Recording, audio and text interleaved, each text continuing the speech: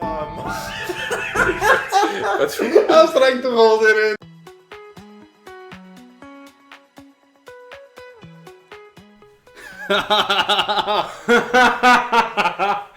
I mean, every time I see Butchie on the stream, he always misses the cannon, so I go sorry, with Butchie, but Butchie for sure, Butchie.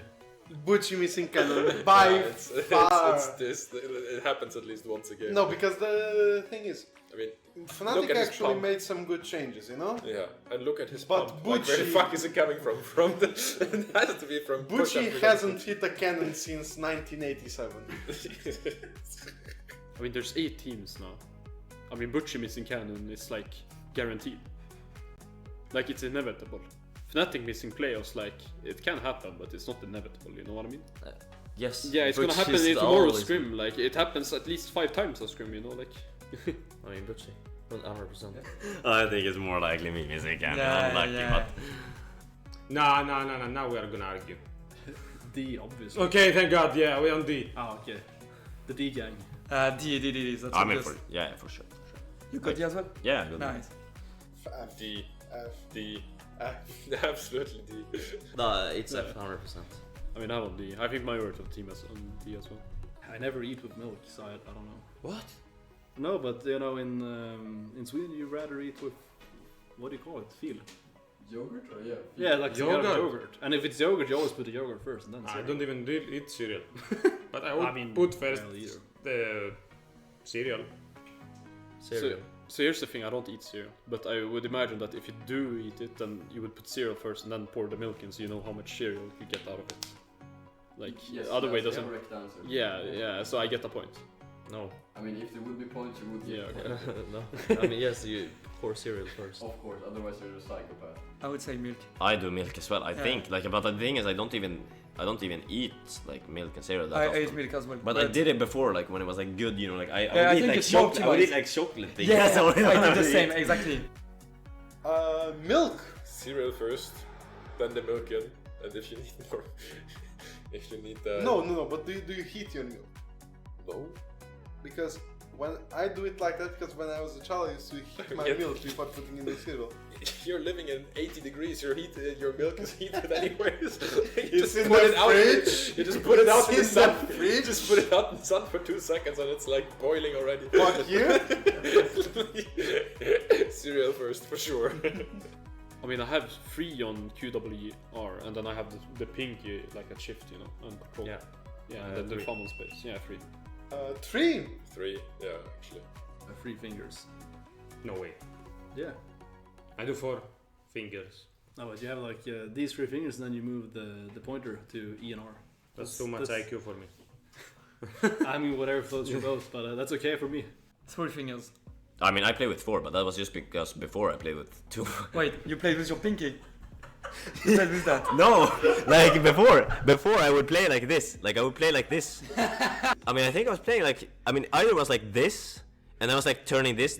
I was I know I didn't use these 2 at least, or this. I don't know. Maybe I didn't use this one. I think I was like this, and then this, and it's like I use space, and then I use alt. But now I play like this because I felt like I was completely. I remember I couldn't use I couldn't use items, so I was like, ah shit. It's time to change. You're such an animal, but that's fine. What's superior? Also 2 fingers, right? It's not this comp, right? It's just... I mean, yeah, I know. In this comp, I would go right side anytime because right side, it's full AD, man. it doesn't matter. How the fuck is Kassadin and Jinx set up playing? True. Like what? I'd rather have a late game comp with people who know how to lane. Same. Late game, Yeah, I think late game is OP, no? Yeah. Like, it's always more broken. Yeah. It's so much easier to play as well. I mean, early game. Yeah, early game for sure. for early game combo. I prefer Because if I late. play it correct and I have a decent matchup, I should always win it. I prefer late. And More I can, fun you know, to fight. no, it's so much more fun to, you know, roam top level free and tilt the whole enemy team. Okay. I mean, I have to put RD this track, but I think second board of view is technically better. I haven't seen any of them. Oh, how is that possible? What do you mean? You were assigned to do so. What? When? Bro, he doesn't even show up to scrims in time. Like, you cannot expect him to watch the diss track. But I mean, listen for once sure, to second board both of of you. them, but The left one for sure. which one is the one where you're outside? Second border. Okay, so it's the other one. I mean, you pro. What? Yeah, it's the other one. RD Distract. I mean, I'm kind of biased because I just know one of those. I have to say, sick and bored of you, because every time someone says 4-2, that song starts playing in my head, and I fucking hate it. But every time I see 4-2, that fucking track starts in my head. Yeah, I like both of them, but I will go with second word of you. I mean, I'm not gonna lie, like... Cracky is... I mean, Craig is good, but Bill Gates is like a fucking billionaire. Yeah, but it's Cracky. It might be better. I will go for Cracky. I mean, I can't say this. Alright, I'm sorry, it's Bill Gates. Well, here's the thing, Cracky doesn't even use his own concept, so I feel like he's not even that good at Windows. You know? It's for sure Bill Gates, no? I mean, Bill Gates even created Windows, Cracky's just copying him, if anything. Does Bill Gates even, like, use his computers? He doesn't do he doesn't need to do shit. Yeah, I don't know, but he's rich. I'm putting Bill Gates, man. Like, I'm taking Cracky. okay. Cracky my Back boy. in the boy, yeah. Fair enough. One guy only theorizes about it, the other gets actually paid for it. So Yeah, I guess exactly. it's Bill Gates I that's agree, better I with agree. Windows, right? It's Cracky. My answer is Cracky. I'll say Cracky as well. Bill Gates probably outsourced it to someone anyway, so probably Cracky. I tagged him like 2 days ago, he hinted me, so I would say dead. Nah, it's so skilled. It's so skilled. No, it's not playable. It's for sure school. I take neither. I think it's weird champ. Yeah, it's school. No, weird champ. Fits better. Nah, I don't think it fits him. I don't think it fits him. School. School. I think it's gonna go bad. Yeah, same. No, I'm... I was trying to hold it in, it's Butchie.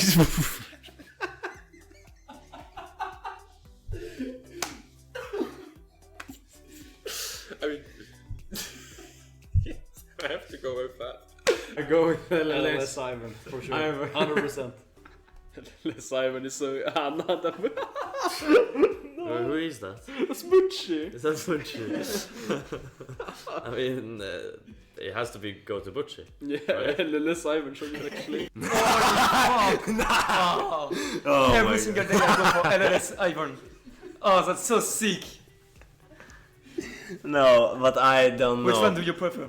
I prefer Dunk Master What? Oh, is that even possible? because that skin has cool glasses. I don't. Yeah, but your animation are pretty cool as well. Okay, yeah, the base animation is really cool on this. Yeah. You look like It's kind of like- a Benji, but NPC, but that's No.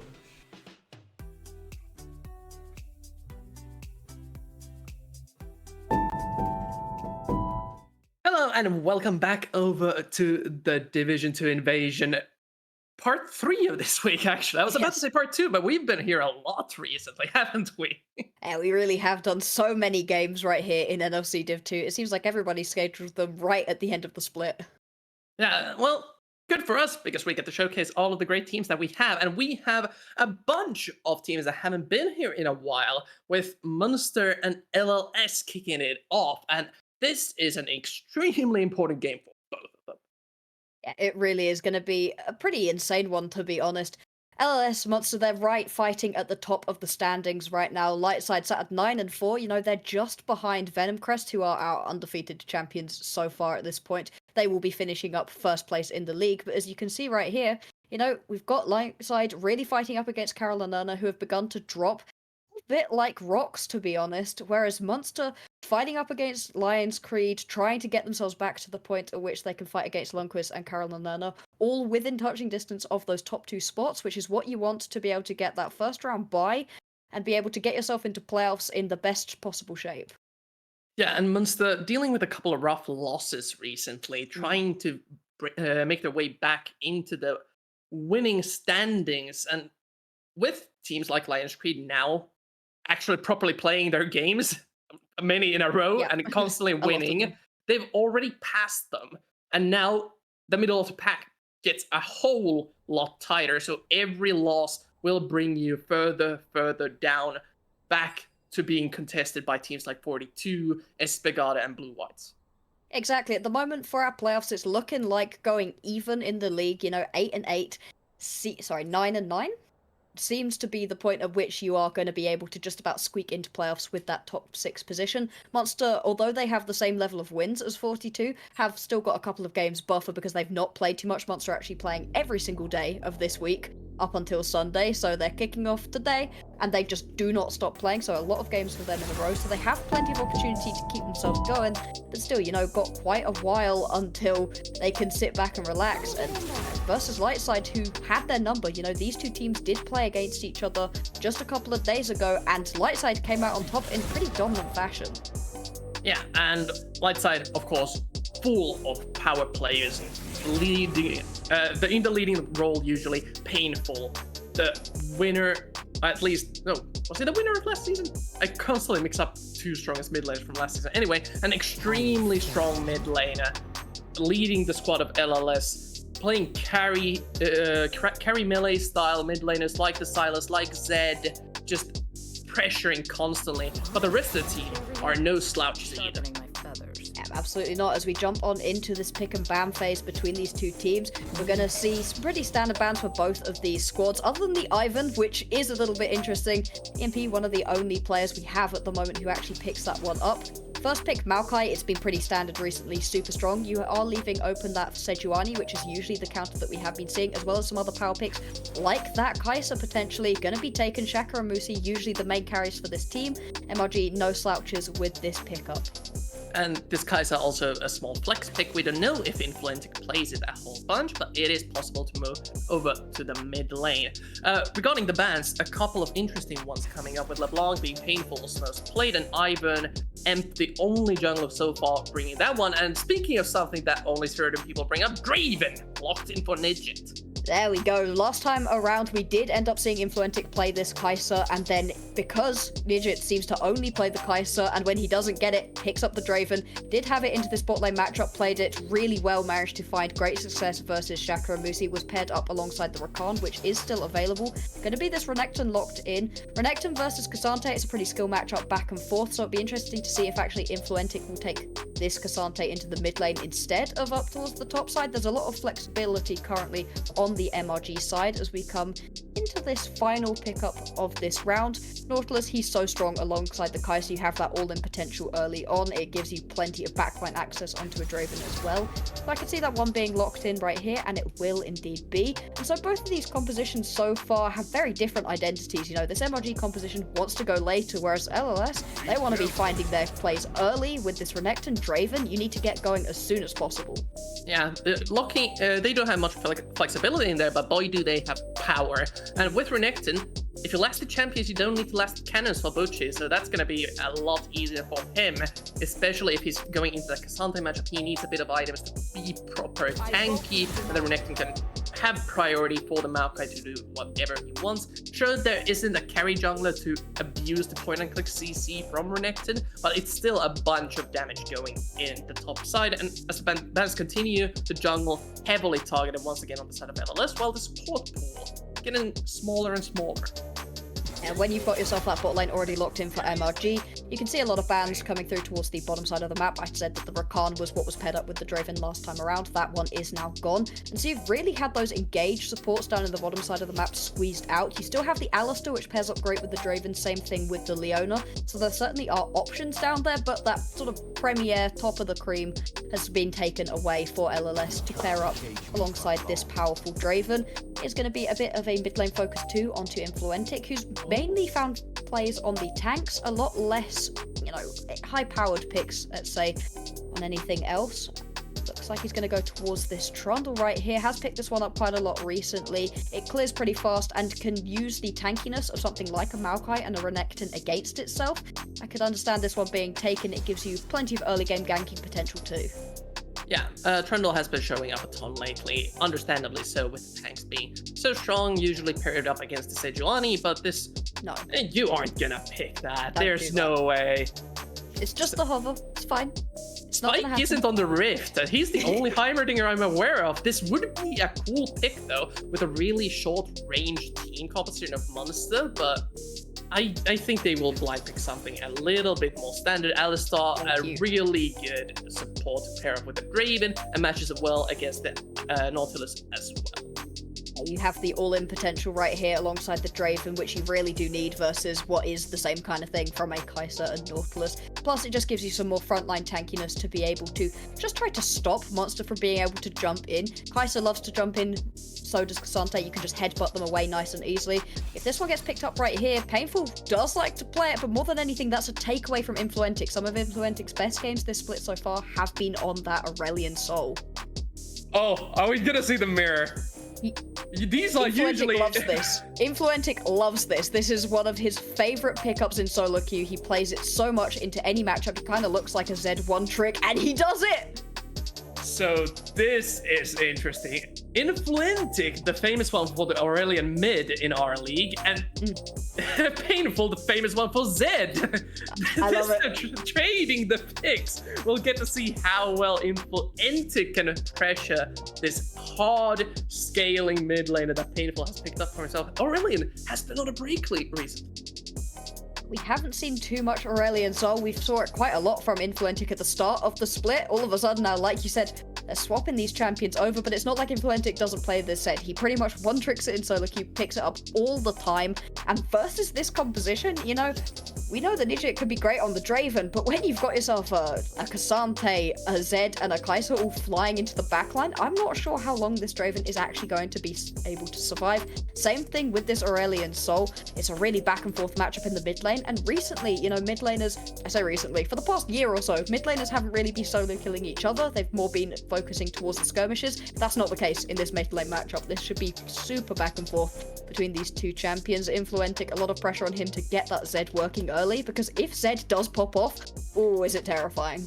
Yeah, just because we were talking about this mid lane matchup so much, I had to go and check. Influentic, on his Aurelion Soul, 60% win rate with over 150 games played. On his Zed, 61 games played, 38. Okay. So in a solo queue, a little bit less successful than his Aurelion Soul, but still a ton of games on it. And this is one of those favorable matchups for Zed, where you can actually abuse the trading power that he has since level 2 and 3.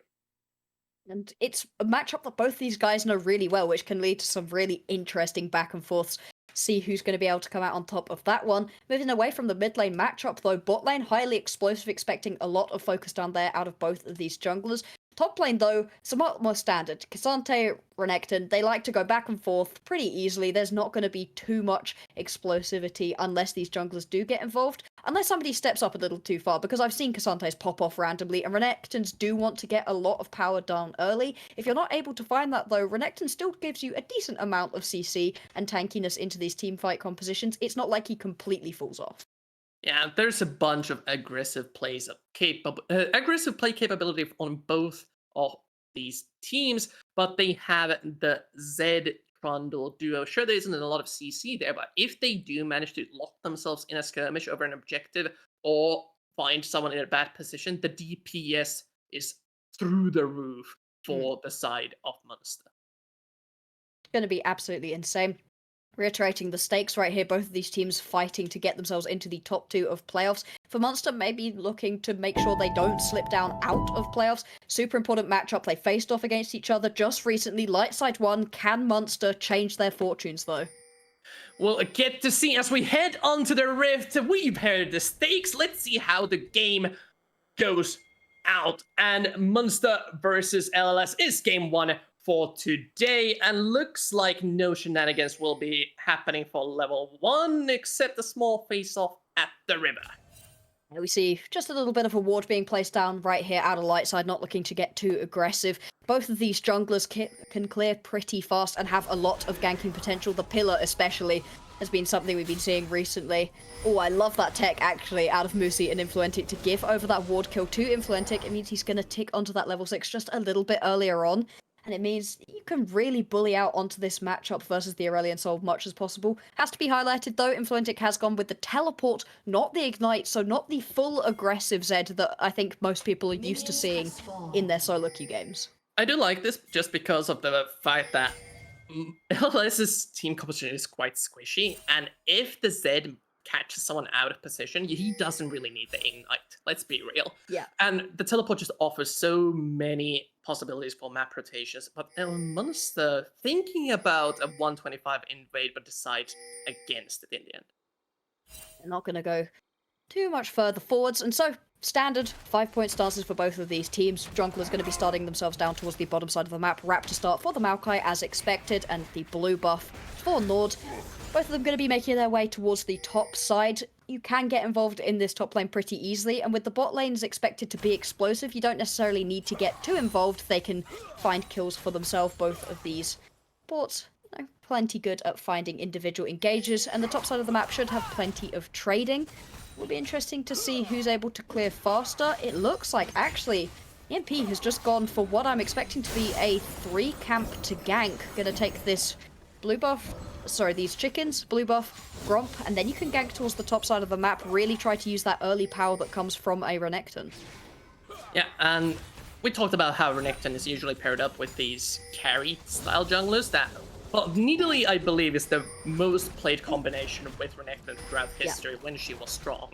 And that's just because of the point-and-click stun offering such an insane burst damage output. But with a thing like with a jungler like Maokai, you can't really set that up. Instead, you just take jungle priority and make sure that this Trundle cannot abuse the weak early game that Imp will have.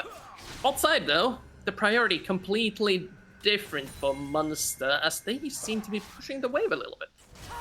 They're just going to be trying to shove towards this Draven and Alistair combo until level 3. Alistair really isn't a champion. You don't expect him to go in too hard. At that level 3 point, though, that's when this combo can come online pretty hard. So need to be respectful, don't want to get too far forwards. Both of these junglers have actually headed back down towards the bottom side of the map. You can see Nord is in the area, just going to chuck down a couple of bits of vision though, cover his bot lane to make sure that there isn't a counter gank onto them. And more than that, just move on. It's going to be a nice early base right here out of Shaka. Get back to lane with a double longsword and a dagger in a pretty nice position. Both of these lanes so far have been relatively even. Nothing too interesting seems to be happening for the first 5 minutes, and that's kind of what you expect. We're waiting for level 6s specifically for these junglers to really be able to gank, and more than that for these lanes to be able to try to really skirmish onto each other. Yeah, and it's going to take a little bit of time for MRG to be able to get something proper going. Top lane, the Bucci dealing a lot of damage. Kaga one order attack away, and has secured first blood for Bucci. And this is exactly what we saw last time between Lightside and Munster. Bucci was just beating onto Kaga. It was an Ornn versus Sion matchup that time around. The Sion for Bucci, the Ornn for Kaga. And Kaga was just getting beaten to the ground. It seems to be the same thing happening again. This is now a decent little CS lead, plus that first blood kill. Exactly what you need as the Renekton, because Kazante will be useful during team fights, whatever happens. All Out is a huge ability, so you need to be keeping yourself at least ahead as Bucci, if not really dumpstering Kaga as he seems to be able to do so. And, you know, nice start for Lightside, looking to make a repeat of what we saw on Monday. Yeah, Bucci now, huge advantage with the Caulfield Hammer, is able to get an early level 6 and pressure this Kazante more and more. Now the top side, a little bit weaker for Munster as previously expected. LLS will have a lot more chances to choose the objectives that they go for. Gonna be a nice start for LLS. Perfectly happy to be able to roam around the map and make these decisions for themselves. Not constantly being bullied out by MRG. This bot lane really has been shoved in just constantly, and with that bot lane pressure means that the Drake is going to be available right here for Munster to be able to pick it up. It's going to be the attempt onto the chickens for EMP. Does pick that one up, even with Influentic, attempting to stop that one from going down, but still, chickens for a big Drake. I think I take that one for Munster. And both of these teams finding small advantages in different places during the early stages of the game, but nothing too much has really been happening. Musi looking for a hook here potentially. Nord is around. They don't have full information of this Trundle. They're going in, but the bait is successful. Shakur has to go out of the fight, but here comes Nord. He's exhausted. Up Digit flashes out. The pillar Oh, the doesn't pillar. really find the Draven, but the pillar does lock up Dr. Chaos in place for a second. Here comes the Death Mark. Upset though, Influentic looking for a little bit more. Void Seeker cancels that one out. Ninja takes a bunch of damage. Teleport channel now by Painful. Has the ultimate up, and this is a successful defense from LLS. Absolute disaster right there. Was averted. You know, nearly a kill. Influentic without the ignite doesn't quite have enough damage. Oh, I love this. Has the ult. Painful checking the wrong brush here. It eats a bunch of damage. The Trundle as well. Just standing around, zoning this Aurelion Sol away from the mid lane. While Imp is here, neither of these junglers have the all-important level 6 for those key skirmish fights in these open areas. We're gonna have to wait until that is unlocked, probably at the Herald for the next big fight. Painful managed to freeze up that mid wave before having to teleport down into that plate. And sure, it's a teleport blown to try to defend the bot side of the map rather than being able to use it to get back to base, but it was effective enough and didn't end up losing out on as much as could have happened if Influentic was able to push forwards, you know, and just leave the wave in a terrible spot. Here comes Death Mark, a bunch of damage onto Painful. Won't be enough to pop him, but still good force back on the Aurelion Sol, and Influentic will be pretty happy with the results. Painful still sticking around, has no teleport. They'd love to punish Influentic if he overextends with a W to clear the way, just not showing themselves. Now he sees the A, so something is up. And he saves his W. Needs to be a little careful. Painful just ults the wave. Just trying to keep himself alive, I guess, at this point. Wait, bot lane? Well played, there they have found 2 kills for themselves as LLS's bot side completely overextended, not respecting the Trundle, but top side, all of these man fights just keep on happening. This game is just ridiculous, constantly going through. Gonna be a plate 2 to Shaka, so the bot lane feeling really good for MRG right now. Mid lane is going back and forth, and I can't help but thinking if Influentic had the ignite, he'd have picked himself up a couple of kills at this point. Still though, the teleport going to become more and more useful the later on into the game we go, and the rest of the map still working out perfectly well for MRG. Sure, the first blood in the top side went down. Beyond that point though, Kalga has managed to absorb the pressure, not get any further behind, and the rest of the map beginning to pick things up. That's now a kill onto Kaga, Nord, and Shaka. Kind of the best places for these kills to be going. It is. Shakur especially will be in a key role to take down this Aurelion Sol. Usually so hard to reach, but Kai'Sa can, and they have also reached Dr. Chaos, who needs so much damage. The Maokai ultimate doesn't really do anything, and Painful gets knocked up. Monster chasing with all of the members. No mana on Musi, but one hook is enough to get Poochie down. Here comes the Death Mark. Painful has flash away, and that is a clean 2 kills going over for Monster. Also really turned it back on. They just lost to Lightside a couple of days ago, then to Venom Crest. Really got put in the dirt by Venom Crest in just about 22 minutes time.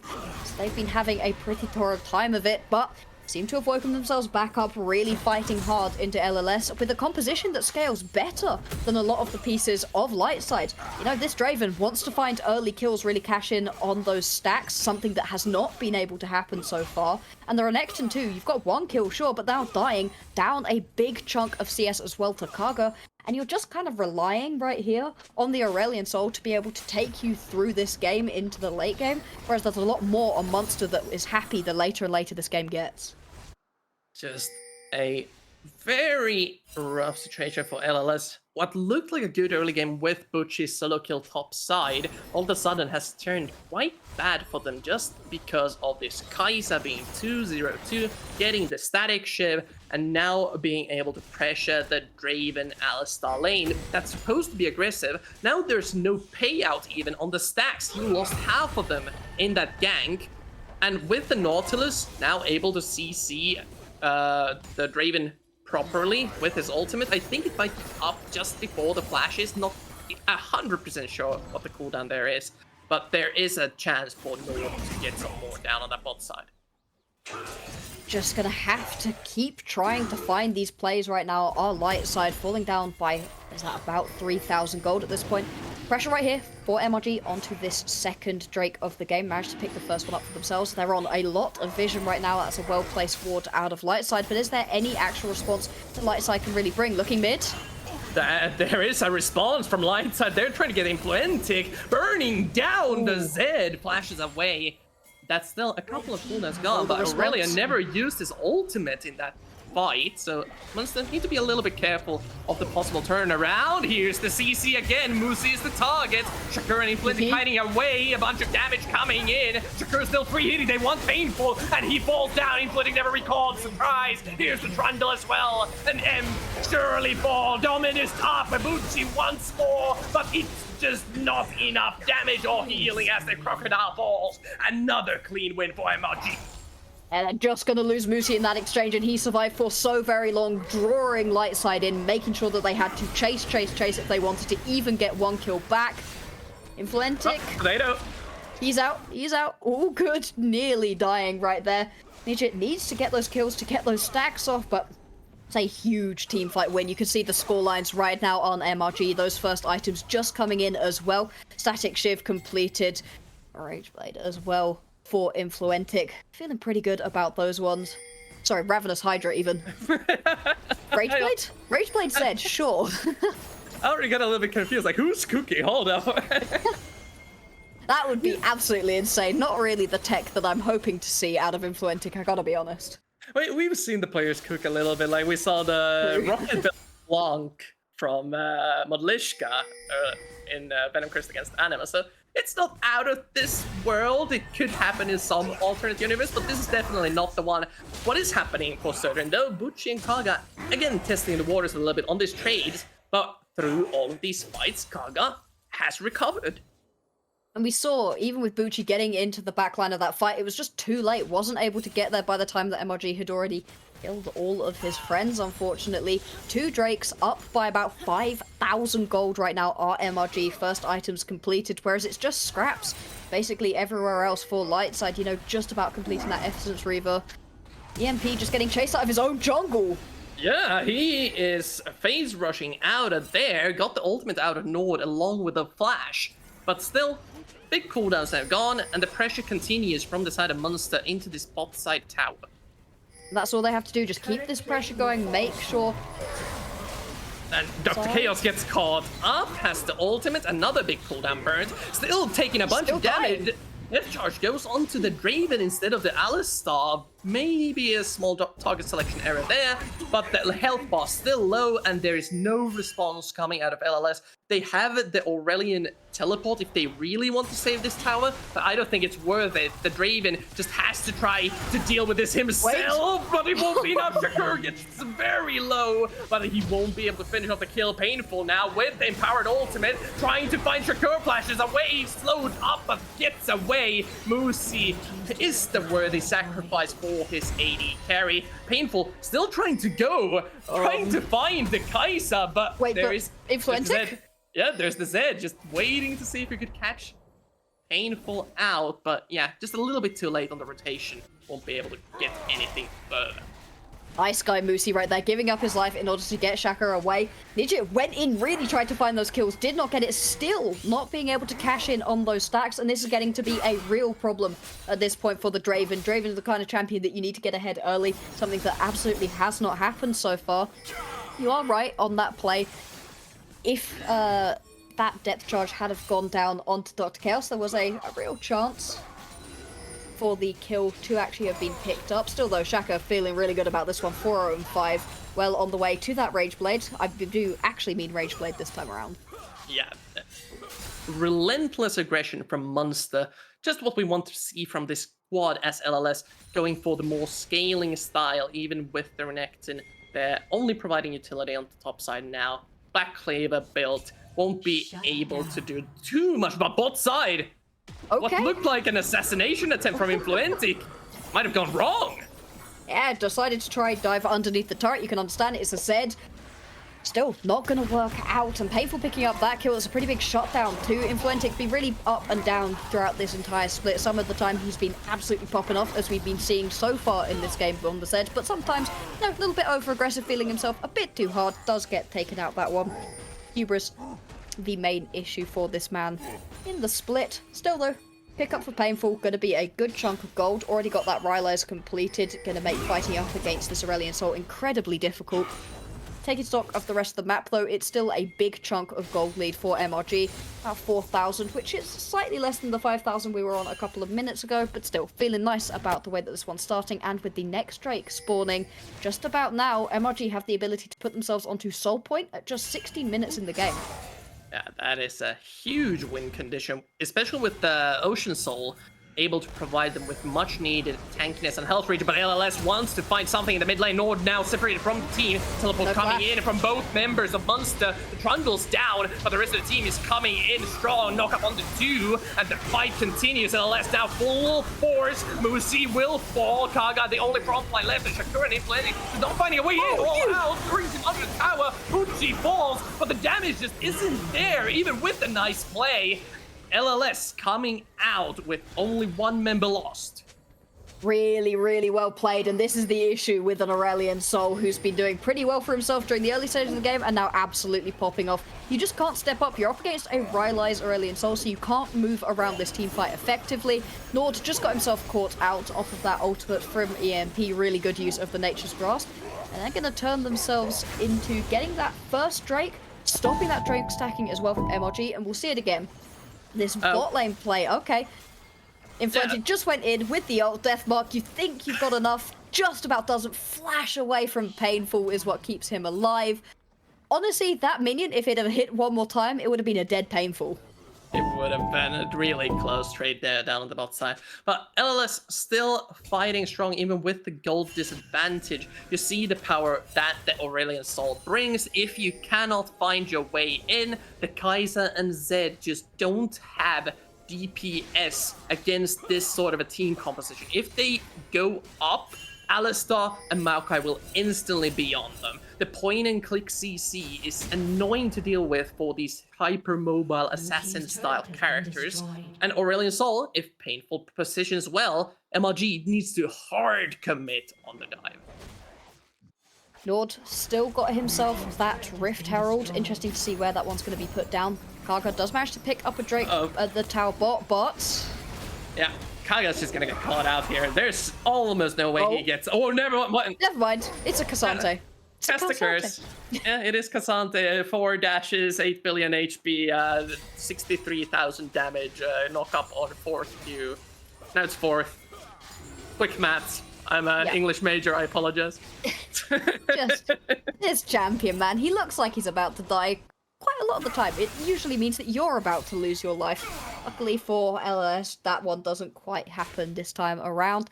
Inflantic has really got to get a tamp right now onto this game because he's had a pretty good early portion of the game, but all of a sudden not really finding those assassinations into the backline. And it was really interesting before that Drake started, all of the light side vision actually was towards the top side of the map. It still is. You can see all of these control wards up on the top side of the map, despite the fact that they were ostensibly fighting around the Drake, but it meant that they knew they were coming out of no vision for MRG and could catch out onto Nord. Really interesting decision making right here, and the kind of lateral thinking out of LLS that I really like. I like the way that this team just goes for a slightly different play, and it ends up working out, because Monster would have been expecting a lot of aggression around the Drake side. Instead, it came from the Baron side of the map. Speaking of interesting decision making, the Herald currently marching down the bot side of the map was placed down at the inner turret of the red team. So LLS has the heads-up knowledge that this is coming, but won't be rotating too many members to deal with. He will get the charge off, but Painful should be able to defend that quite easily. Still, the rest of the team of Munster able to secure themselves the top side priority and set up some vision. I don't think they can go for a Baron play, though. No, it's going to be pretty risky to go for one right at this moment in time. You know how good that full team fight potential is out of light side. You've got yourself really good synergy between that Nature's Grasp and then the Sky's Descend. The amount of burn damage that can come through as well. Now that Leandri's finished too, you're just constantly going to be taking damage. versus this Aurelion. So big burst potential, and MRG much better on the pick rotation. You know, send Influentic to get yourself into a 4v5 and then go for the plays.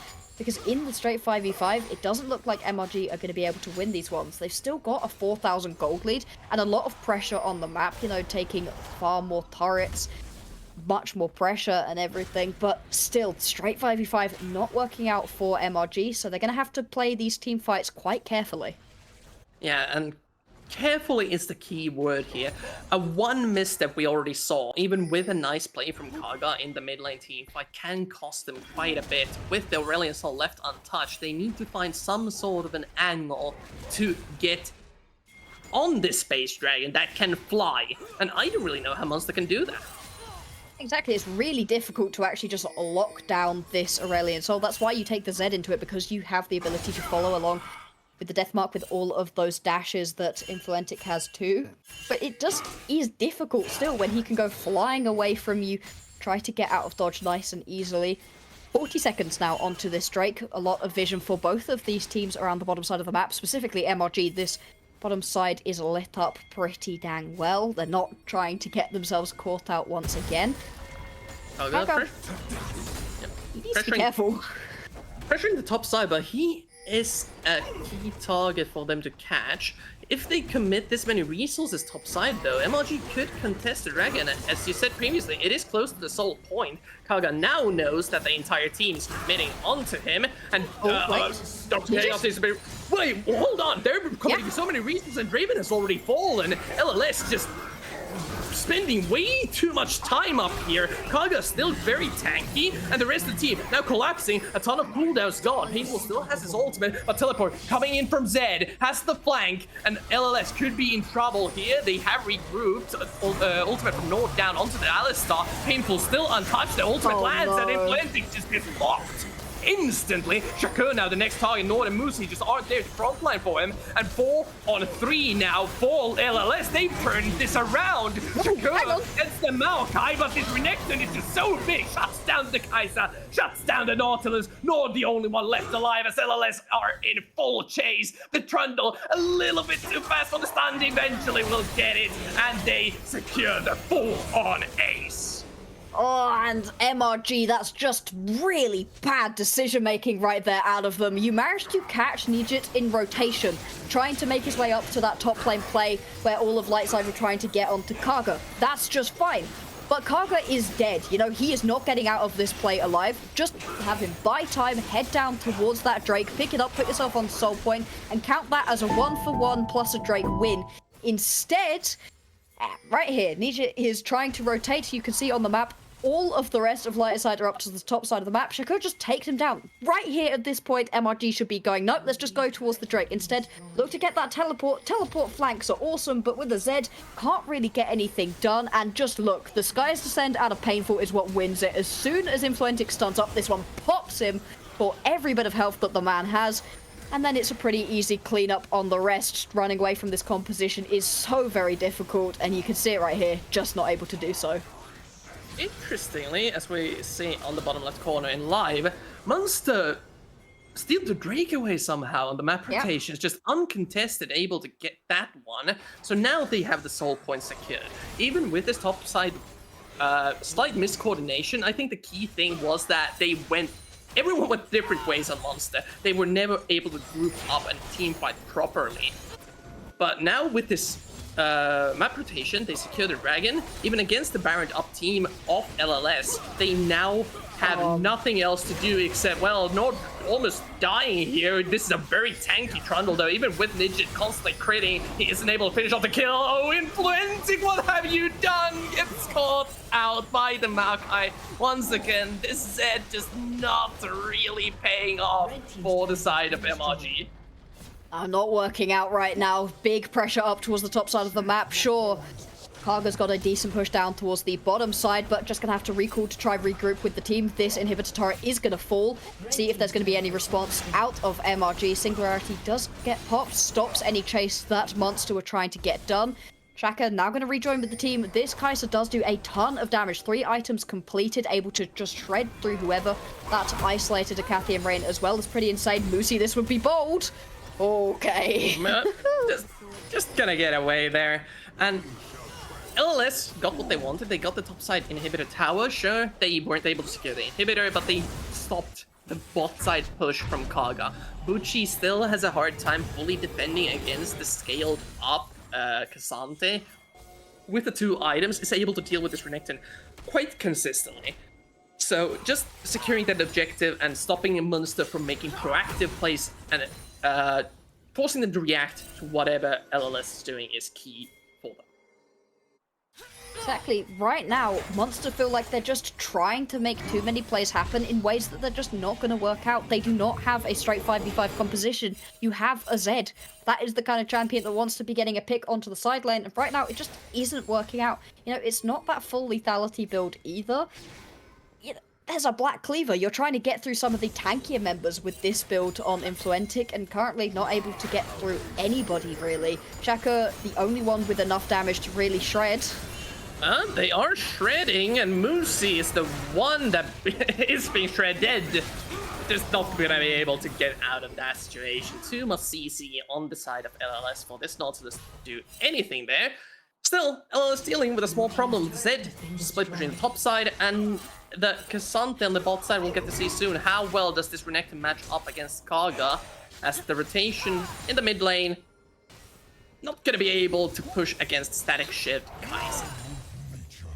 Things are going from bad to worse right here for MRG. They started off so very well in this game, back to even gold. In fact, there's a small advantage for Lightside at this point in time, as this is a bit of a wet noodle fight, but with many friends incoming, Kaga should be dead right here. If Butch is the noodle, there's a bunch of meat coming in with Nidget and Gang. A bunch of damage just landing onto the Cassante. Influentic is there on the rotation, trying to get at least 1 kill back. And will get popped by the death mark, but now Influentic gives a nice gold boost to Nidget. Cashes in his 2nd kill of the game. That's I think that was like 400 or 500 gold that just ends up into the inventory of Brave, and will be happy. Painful's here now. Yeah, Painful is here, and Moosey once again getting caught out. This Nautilus just not finding the correct positioning to find picks. Dr. Chaos has to pop the ultimate, as Shakur still quite dangerous. Bucci just flashes in, trying to secure the Kai'Sa, but it's not happening. Nord looking for a chance to continue the fight, but Painful on the sidelines. This Aurelion Sol really scaled up, is level 16, has the ginormous ultimate, and he should be reaching the critical point of 400 stacks now. It's just gonna be shredding at this point. Once we get the Sky's Descent, yeah, I do not know how MRG are gonna try to find themselves a straight 5v5, especially not when you're already locked down by that Nature's Grasp out of EMP. And with these 3 completed items well on the way to that 4th too, shredding people, just bursting them out for so much damage. And there's no real response right now. Influentic is just not useful in this game. We tend to see that on the tanks, he's able to find some pretty good flanks and engages. Trying to do the same thing on the Zed just really isn't working out for him right now. Potential engage. Kaga. Kaga's not the target that they really want, even though it would be juicy to go in on the Cassandra separated from the rest of the team. If they burn too many cooldowns, they're gonna be in big trouble. Painful eats a huge chunk from the Kai'Sa and friends. And now with Aurelion Sol this low, LLS have to back off, and the advantage now for MRG in Dragon positioning. Painful does have his teleport up, but if they go in, this could be a huge problem Nord for ulted. LLS. Nord already ulted, won't be having that one for the incoming team fight, and heading in. Shakur still on the sidelines. Painful will ultimate and only hit the Nautilus, but that's still an easy kill secured by LLS. It doesn't matter if the carries are low on HP. They are just that strong. Nidget just running at the Zed as the AD carry. Triple kill for the Draven. Kaga and Shakur only ones left alive. Oh, Nidget. Oh, never mind. Goes Golden. Shakur won't be able to survive the Aurelion Sol burst, and Kaga just not enough. That's finally the delayed ace. Delayed ace, and more than that, it's a clean ace. It's going to be this next Drake picked up the soul denied for MRG. and pings towards the Baron right now. This has been a complete slaughter. Sure, you know, that ultimate out of Painful only lands onto one member, but that's already Moosey just dead. Influentic was getting run down by a Draven. You know, that's a real show of how this one's going for MRG right now. If you're able to just get run down by a Draven, there's not really anything you can do. As Influentic in this game, this is going to be the Baron for Lightside as well, and they are putting some final nails into the coffins of MRG. One more big team fight, and they should be able to push for the end right here, looking to go 10-4 and overtake Carol and Erna for that second spot. And they would have a very important win if they're able to secure this one. Looking very back and forth so far, and with the scaling up Aurelion Sol, LLS trying to push the advantage finally with this Baron to secure at least an inhibitor. These inner towers still standing strong after 30 minutes, finally getting threatened by the blue side team, but Munster maybe looking for a fight here as they have the flank from Kaga and Nautilus. They're looking for Ninja. Death Charge lands onto Aurelion Sol, but it's instead a fight for LLS, and it's completely turned around.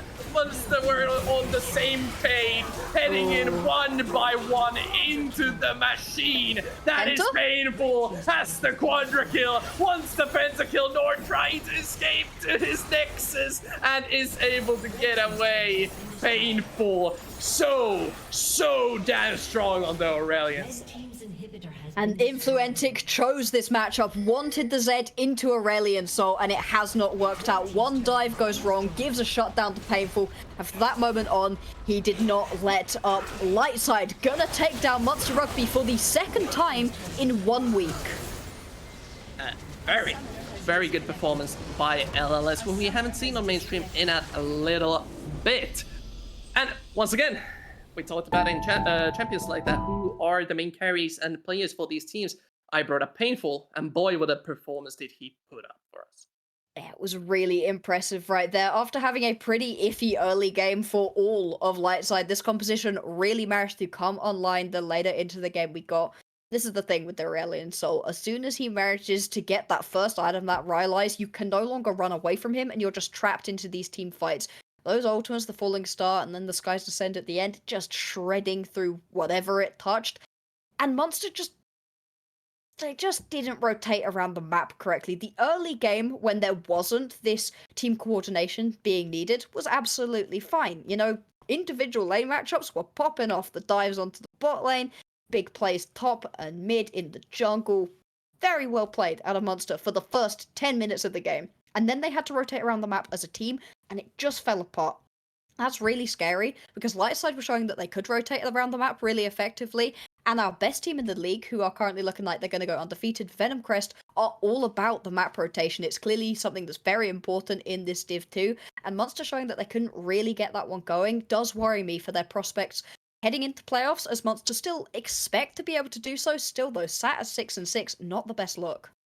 Yep, and we'll get to see how these teams perform in their upcoming games. We still have a bunch of tiebreakers available, and we love these tiebreakers in EU. But yeah, just before we go on a small break to elaborate a little bit, it's just been utility-based compositions in Division 2 that shine through time and time again. The more CC you have, the better, especially in a meta where the carries are Kai'Sa and Xayah, that you just need to catch multiple times to do the repositioning.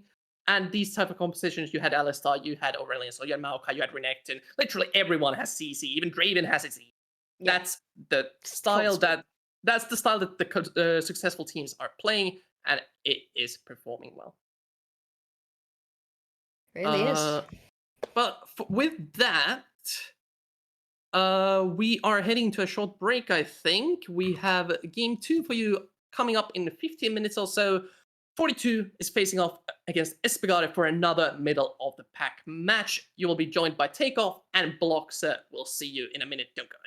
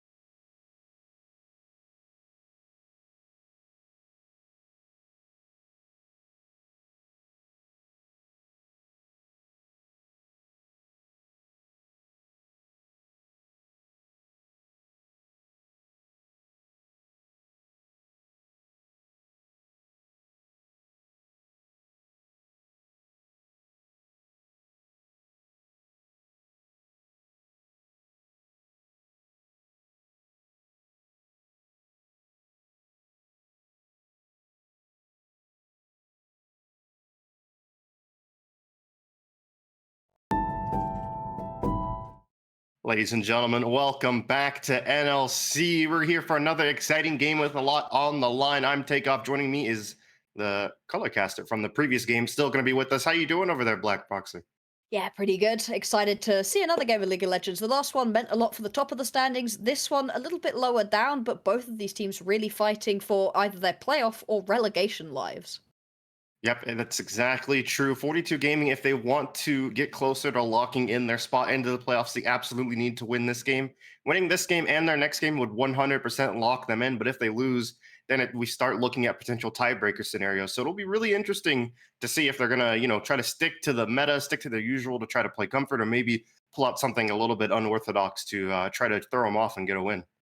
Yeah, quite possibly. Whereas if we take a look over at Espergard right now, they've been having a bit of a torrid time of it, currently sat at 9th place.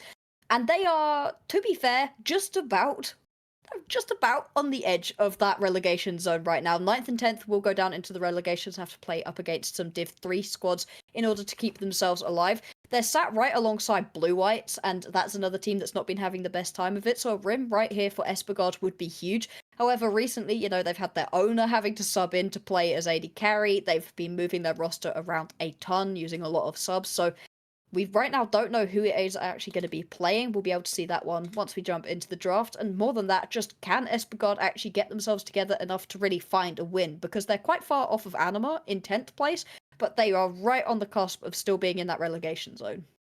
Yeah, Anima, I think at this point are pretty much, not mathematically, but pretty much are confirmed to be in that relegation zone. So it's just a matter of who's going to be joining them. And Espergard, as you said, not quite there, but it does seem like they're inching closer and closer. So a win today would be huge, not only to prevent them from getting into that, but maybe some momentum to try to make a playoff race at the end. It is kind of weird how all these lower teams are so close that we don't know who is going to go into playoffs and who's going to go into relegations.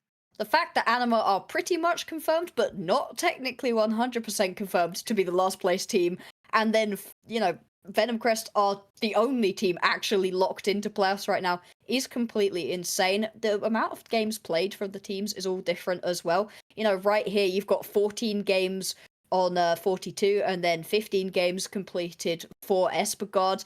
These teams only have a couple left, or if you've got somebody like Munster, who have still got to play a game every single day of the rest of this week. So, really different between all of the teams, on who's actually played enough to get things locked out. But this is the final little bit of the week that we're coming into on this tournament, and things will have to shake out eventually. This would go a long way to telling us who is going to be that top 6 and who is going to be missing out on playoffs. Yeah, and it is always exciting when we get to the end of the season. I think we're in the second to last week, if I'm not mistaken. This is technically second to last week. It's last week starts tomorrow. Yeah, and I mean, we still don't know who's in playoffs. It's always so exciting when we're down to the wire like this. I'm really excited to see how the rest of the season's going to play out, especially this game in particular. As we've been saying, pretty much moral of the story, lots on the line for both these teams.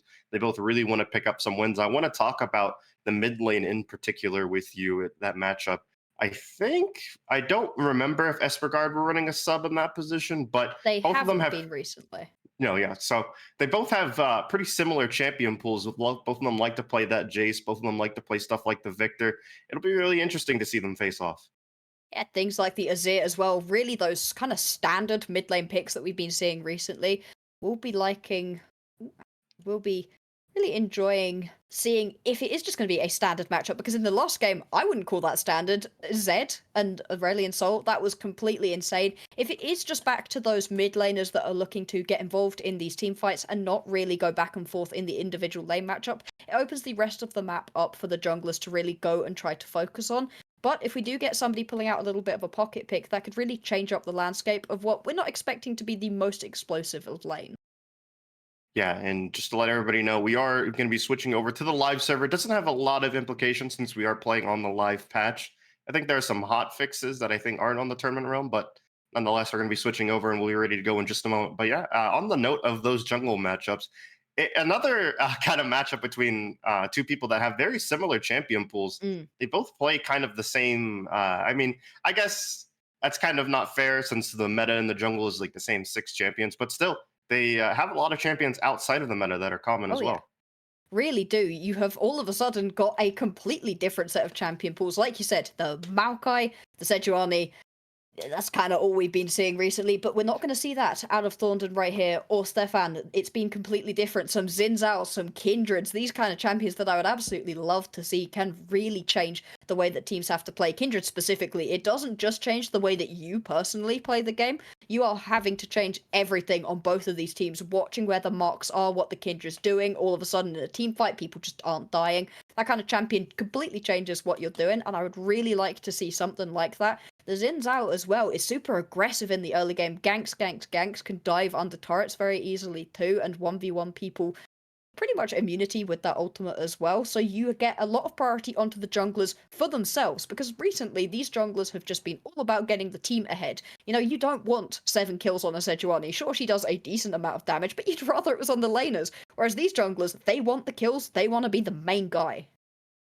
Yeah, exactly. Those carry junglers, it's always exciting to see them take place in these games just because, like you said, it just completely changes the way that the game is played. Normally, in your more meta comps, your junglers are going to be playing those frontline tanks, and the clears are pretty standard and it's easy to track. But when you pull out stuff like the Xin Zhao, like the Kindred, like the Jarvan, even some really, really deep stuff like the Rek'Sai that both of them do play, Yes, please. it all of a sudden turns into this game of, the jungler could be anywhere. They could be setting up a gank at this place. They could be clearing over here. They could be trying to clear the dragon to cheese. I mean, it just completely changes the game and makes it very interesting and very difficult. Yeah, it just, alters the landscape. And we've had such a solid meta for the past couple of months at this point.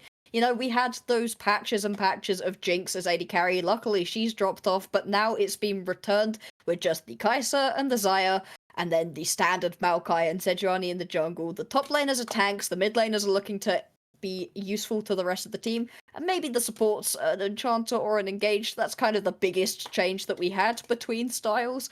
And that was it, but these teams don't seem to be playing towards those styles. Perhaps that's one of the reasons that they aren't exactly the top level of our competition. The meta at the moment is being as strong as it is, but at the same time, it makes it for much more interesting viewing. Being on live patch 2 does hopefully mean that we'll still be able to do an in-client draft rather than having to go to an outside thing, but like you said, we're playing on the same patch recently. It does mean that a couple of things have changed around. The Kai'Sa is slightly less powerful, as is the LeBlanc. They're still going for the static shift build. Aatrox, Xerath, those are some of the big solo laners that are really beginning to pop off. The junglers, though, not changing up too much.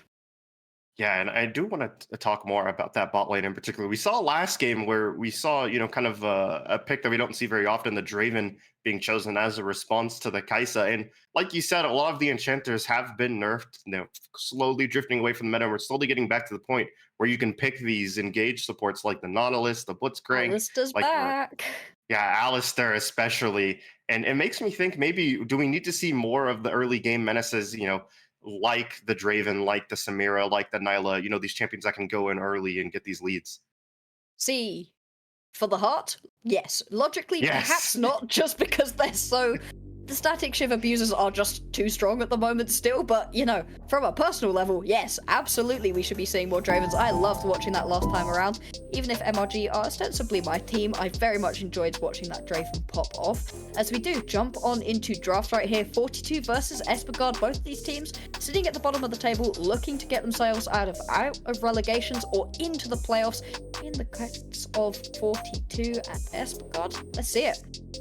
Yeah, and already we're seeing the solo queue S ban, Yasuo immediately taken off, Kindred taken off as well, so won't be seeing that exciting pick that we were talking about, but still lots of options as we're just waiting for the next ban. I'm really hoping, I've been waiting like all year for somebody to play Lee Sin, and I know Espergard's jungle, yeah, there's a potential he could pick it. Stefan does like to pick that one up, has played it recently as well. It's been one of those junglers that in solo queue has been popping off recently, but because we've been having more, helping out the rest of your team, enabling junglers, it just hasn't really been showing up, but this is absolutely one of the games to pull that one out for Espergard. And, to be fair, with the squeeze going down onto some of the normal picks, there is a possibility if the Sejuani, Maokai, or Kai'Sa go through this draft, you'd have to expect that those get picked up. The LeBlanc, another one of those big meta picks taken off the board. There goes the Kai'Sa, so it tends to be a Maokai or a Sejuani, unless you have something really interesting to pull out right here as 42. Yeah, probably, like you said, Maokai Sejuani, one of the two tank junglers. that can kind of be flex other positions, but you almost always see them. But actually, Poppy gonna be the first pick for 42.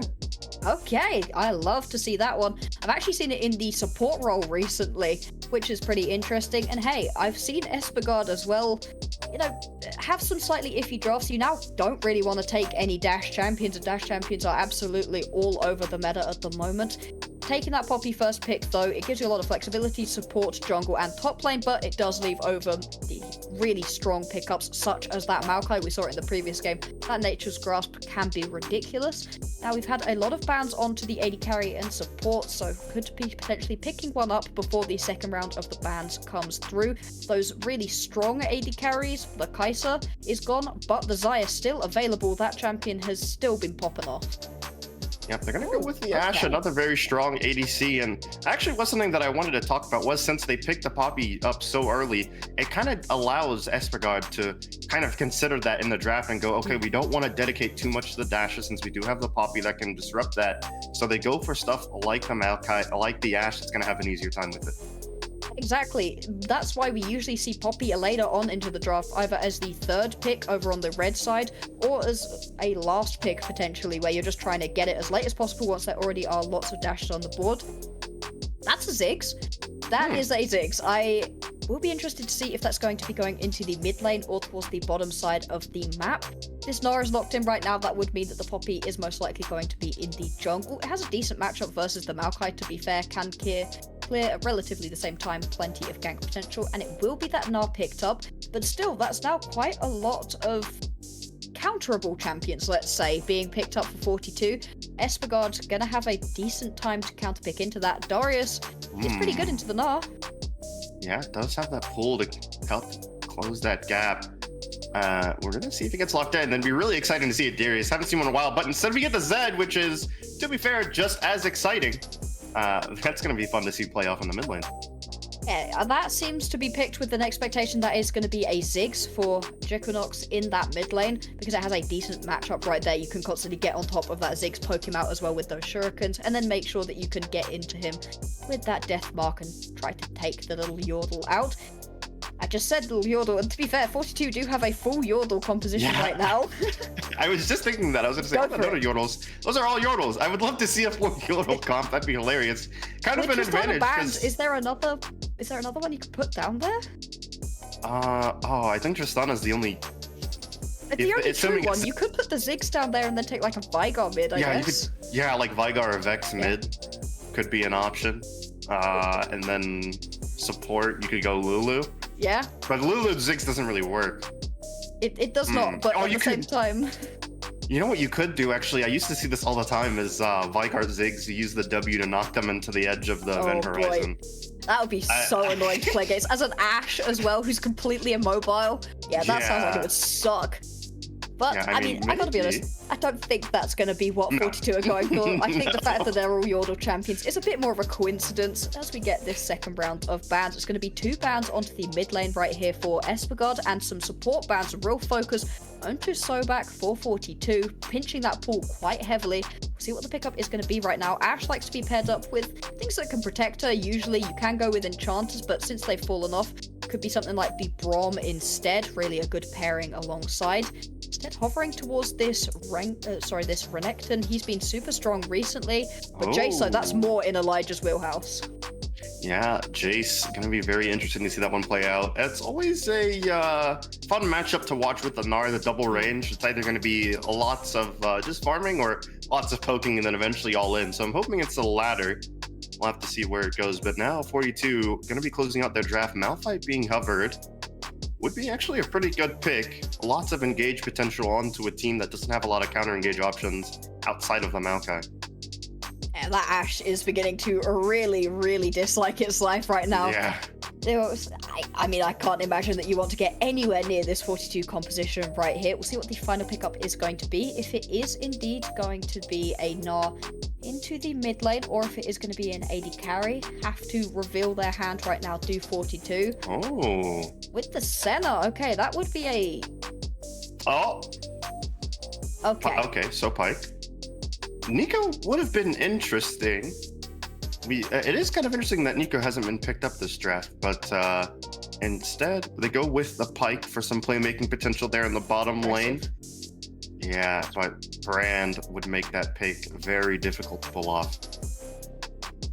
Alrighty, So- final pickup right here. What will Espergaard go towards? Do need an AD, do need a support. It will be the Blitzcrank. Okay, I mean, you want to be able to drag the Ziggs in. It has a decent matchup into the Pike as well, because Pike takes a long time to wind up with that Bone Skewer. In the meantime, you could just yoink him in with that Rocket Grab. Espergaard's composition a little bit more standard than what 42 have drafted themselves. Ziggs, Pike in the bot lane. I can see a lot of poke and a lot of all-in potential there. And a Malphite mid, something we've not seen recently, but hey, it's a Zed. You don't want to have a squishy. Malphite can just absorb that pressure. Yeah, I don't know why I didn't see that when I saw it. I always ban out Malphite specifically because playing Zed into him is an absolute nightmare. You go Are for you a a death Zed mark player? onto him, you just, yeah, play a good amount of Zed. I don't think we can be friends anymore. Oh, come on. Listen, the champion's fun. Leave me alone. But like Malphite specifically is such a hard matchup because Yeah. you can't ever ult him. You just can't. As soon as you come out of the death mark, you're gonna be hit with his own ultimate, and then you just are sitting there while he's hitting you with Q, W auto attacks, Yeah. and you just get no damage in while he full combos you, and it feels so bad.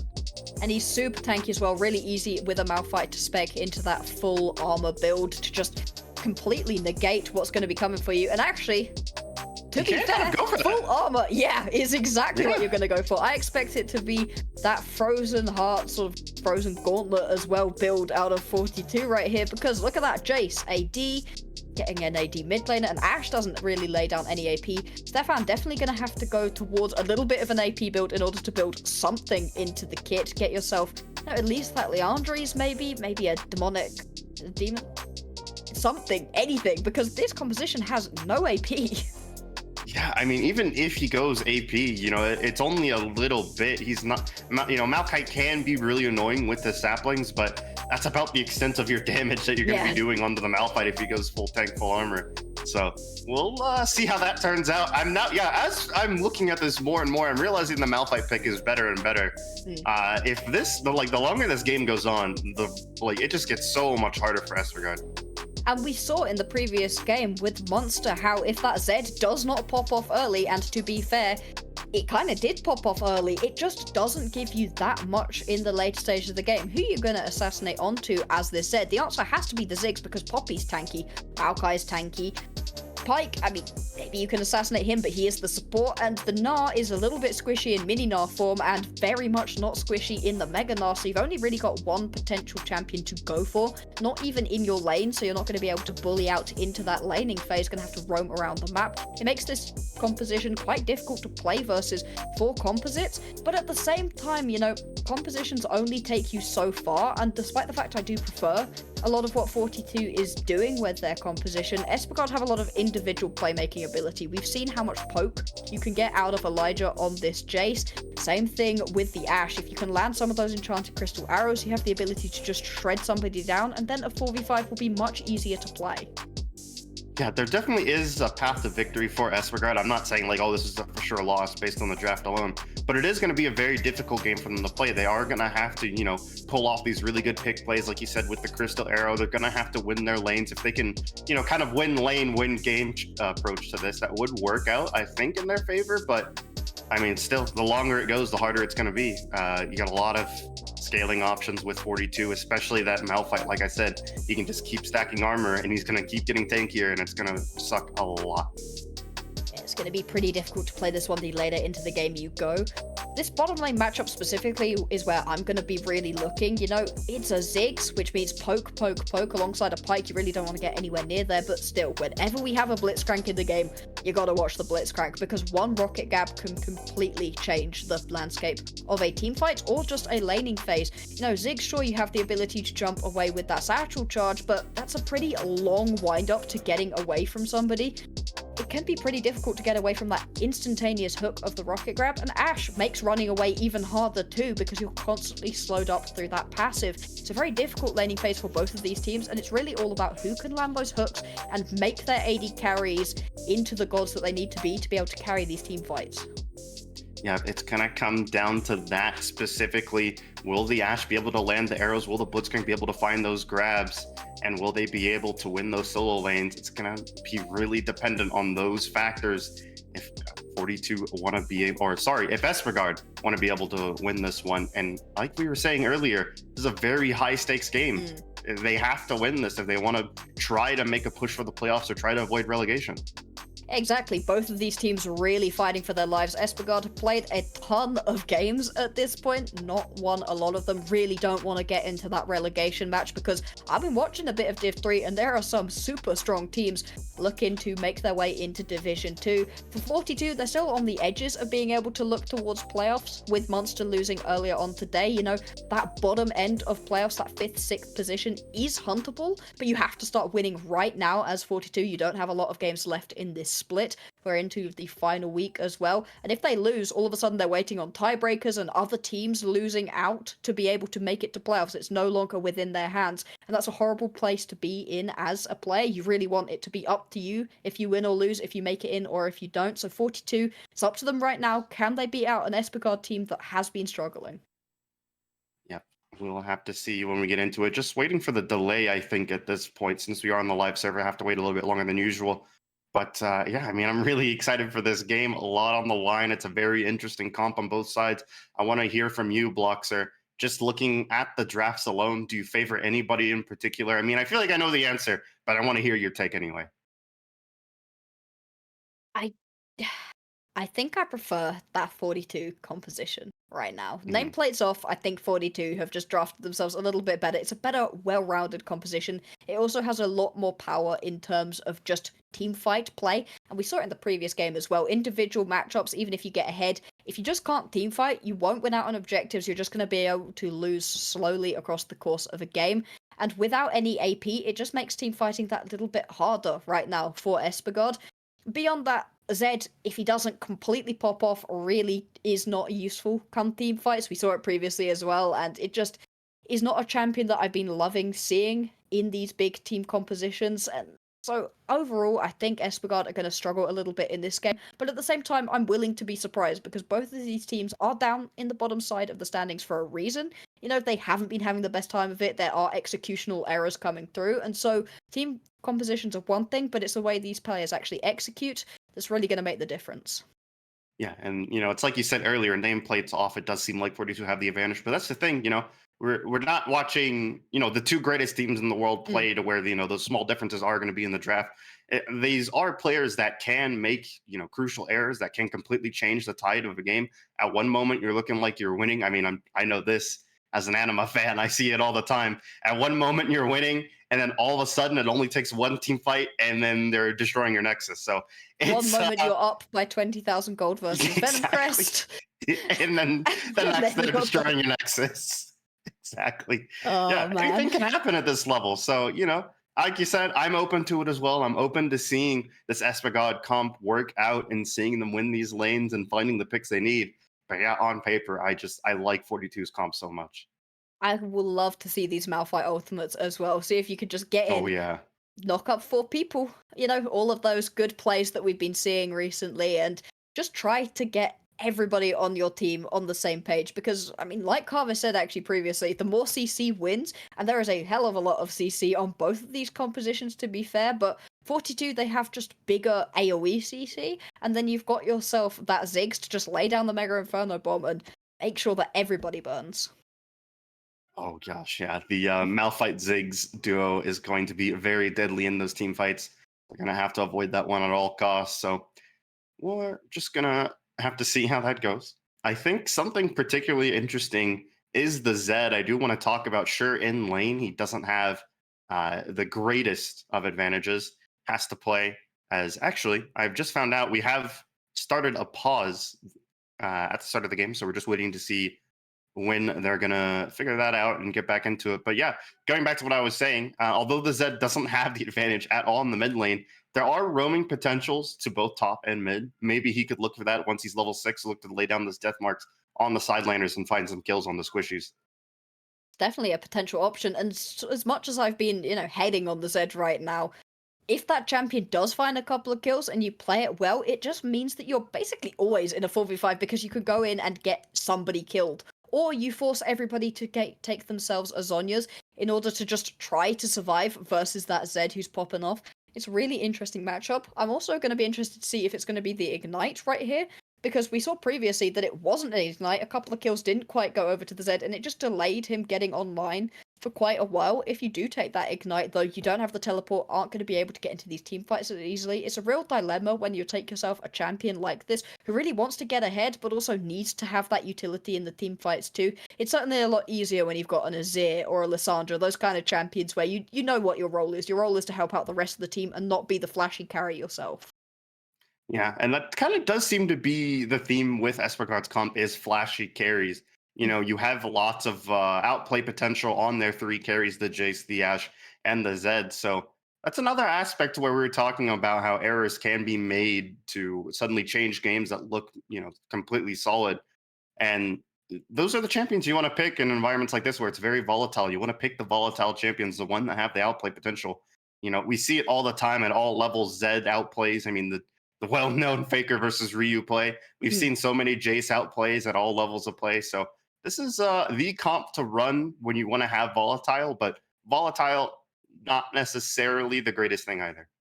No, it's a double-edged sword, most certainly. If you manage to hit your buttons in the right order and really play as a team correctly, absolute pop-off performances are inbound.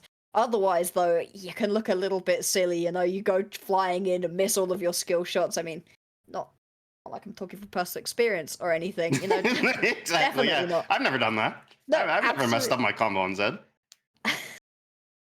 I've messed up my combo on Warwick, which I think is more impressive. Oh no. Yeah, I've done that so many times. Like someone's right in front of me, point blank. All I have to do is press R, and for some reason I still miss. Yeah. Happens to the best of us, you know. It's especially good on Warwick when you just fly across 3 walls as well. Yeah. That's always great when you have like the super high passive attack speed and you press R but you miss, so you just go flying past them. It's the greatest thing. I love that champion, but God, does he make me look silly sometimes. Yeah, exactly. Funny enough, since he's in this game, Malphite, that's another one where I can look silly. You know, such a big ultimate, but sometimes you just miss it, you know? I watched somebody, I can't remember which team it was. It was in Div 2. It was on Malphite mid, and it just missed. And I was like, how? Yeah. 4 members still on top of each other. They didn't flash. They didn't dodge. They just missed. I was like, what did you do? I wish I could remember, although maybe it's better so I don't flame that player, because I was just like, what was that? You're up there, you know who you are. You know we know we're talking about you. I you remember that play. Whether or not I remember you, it was bad enough that it's burned into my brain. Oh my gosh, yeah. But it does seem like the pause is starting to come off, so we should be getting into game in any moment. And going to be starting this one off, like we have been saying, Esfagard versus 42, very high stakes game, a lot on the line here, implications both for relegations and playoffs. A really important matchup for both of these teams, a lot of pressure as well. We'll see if they're going to be able to rise to the challenge, and who's going to be taking themselves to the opposition's nexus, who's going to have to go back to the drawing board once again this season. Amazing angles here from our wonderful producer, Cal, who always brings the best of presentation. As already we're seeing the signature Blitzcrank invade, but 42 have stacked, and they are able to avoid the cheese in that one brush, but it does seem like Esfagard are interested in continuing this. We'll have to see. They're not spotted yet. W goes out, so they do sue people, but look at that. No. Cobbs, he's in trouble now. Stefan trying to get away. Ignite thrown down. Flash forward from Cutlight, who does get the first blood. They're going to keep chasing and try to look for more kills. Cobbs should have hook up soon, and he does. Throws it out, able to find the Ashe. So that should be another kill. Flash away, though. To safety, slow on the exit, and that should be it, but still lots of summoner spells and even a kill to boot. That's huge right here. That's going to be the first blood going over to the Gnar, which is massive. Not going to be able to spend that gold, though, so it is a little bit of shadow gold. It is a big injection once he gets that first base off. Still, though, not going to be able to do that for the minute. Helping out Thornton to take this first of the buffs, and I'd say almost more importantly is that's Flash Ghost burned right here out of the Ashe. That's a huge amount just gone. Ashe is super immobile anyway. Up against a potential Pyke means that you're just going to be in a terrible spot to try to avoid that constant poke. Another one landing. Yeah, double hook, but no one dead quite yet. We'll have to see how Cobbs, like you said, is going to play out the rest of this lane. Will he be able to pressure the Ashe away from CS? would be very bad for her. In the mid lane, though, already we're seeing some trades, and usually we don't see the trades being this close with the Zed Malphite matchup. No, it's usually the Zed just avoiding really going in because Malphite just is able to absorb so much pressure and deal so much damage on the way back. We were talking about it previously, but it is that death mark that really ruins the Zed's day, actually, in these 1v1 matchups, because you know the death mark is going to put the Zed directly behind. It's the same reason you don't really like to play into a Cassiopeia, because you could just ult back and know what's going to be happening on. So, this back and forth, constantly landing the poke right now, and things not going to be too aggressive, I don't expect, out of either of these mid laners, but we do have the potential for 1v1s. If anybody steps up too far, you know, low health bars, not a lot of mana either left right here onto the Malphite. Yep, not only 1v1s, but 3v3s as well. Both these junglers rotating towards their bottom side. Could see something there, but for now, Cutlight engaging with the Mega Gnar onto Prince Elijah, who is just gonna back off. And now, just kind of a, like you said, just a farm state for now, but still the 1v1s are there. Malphite already out of mana, being poked down, has to recall early in this matchup. Just gonna have to get himself away nice and early on. Wow. Caps? Caps, are you cheating right now, bro? Because these hooks are landing just so nicely. That one too, to be fair. Speaking of hooks, yeah, Sabak does land that one, and both junglers do seem like they want to come and make their presence known. Here comes Stefan immediately, but Thornton is here for the counter gank. Hook being charged up. They're going to be able to already, and now they're going in, make it 2. Should be 3 kills going over to 42 off this gank. Huge for them. Should give it over to Fruity Fresh, and he does pick it up. Already a 4-0 kill lead to start the game. And this gold is going to be well felt in the bottom side of the map. Already, Digos and Sobak getting just taken down. This wave going to be pushed in as well. They're going to lose out on a chunk of both CS and experience. And things not feeling good right now for Espagard. This bottom lane, we saw that the Blitzcrank was picked into the Pyke because Blitzcrank tends to have a decent matchup, but these hooks are just landing every single time for Cabs, and it is making this bot lane almost unplayable. Ashe, super immobile, no dashes, pretty slow as well. Really falling victim, and you can see, heads back to base 300 gold, doesn't decide to go for a longsword or a dagger or anything, takes some booties to just try to avoid those hooks. Yeah, and now we're seeing another fight here in the top. Well, just a little bit of trading, not quite a fight. Well, unless he wants to dedicate to this. Q landed for the Jace, missed for Cutlight. Now we see Stefan looking for a gank, but gonna back off for now, wants to invade into Thornton's jungle. Well, looked like he did with the ping, but just gonna go to the Scuttle Crab for now. Both junglers are hovering this top side, so maybe you could see something happen there. But for now, maybe something in this mid lane. It'd be really bad if Zed was going to pick up a kill early on. Wave being pushed in here, and now the gank's being started off. Knock up started off, and then a hook. Look at that. I mean, this is just as dead as you come. The Malphite, there's just no way he can escape here, but maybe something on the counter. Wait, he's wait a minute. Ignite won't finish him. I don't think he's going to live. Oh my god. Oh, wait, unless Jace, watch Jace on the side here. Wait a minute. Okay, EQ doesn't last. Okay, look at that. That was just about a survival right there for Jinkox. Nearly getting taken out. Tons of CC, and it looked really impressive, but of course, it's a Malphite, pretty tanky already, did have the boots too, so able to just about to get away. And that's pretty huge, actually, being able to avoid that death. It was an Ignite being blown too out of Sobak, so lots being blown for that play, not going to find it, and that leaves a big push in the bottom side of the map while the support was away for Espagard. And just time wasted out of Stefan not finding anything. Exactly what 42 need. And sure, Espagard, they're trying to make plays work, but they're already down about 1,000 gold. Most of that concentrated onto the jungle. Thornton having a brilliant time of it. Yep, and getting lots of poke with that first strike early on. Making it really hard for the Malphite to lane. Already behind a fair amount in CS, both these solo lanes are. So that's one thing checked off on the list that Espagard had to do if they wanted to win this game. They had to win the solo lane matchups. They've been doing pretty well in that aspect so far. Everything seems to be going just nice and easy. 42.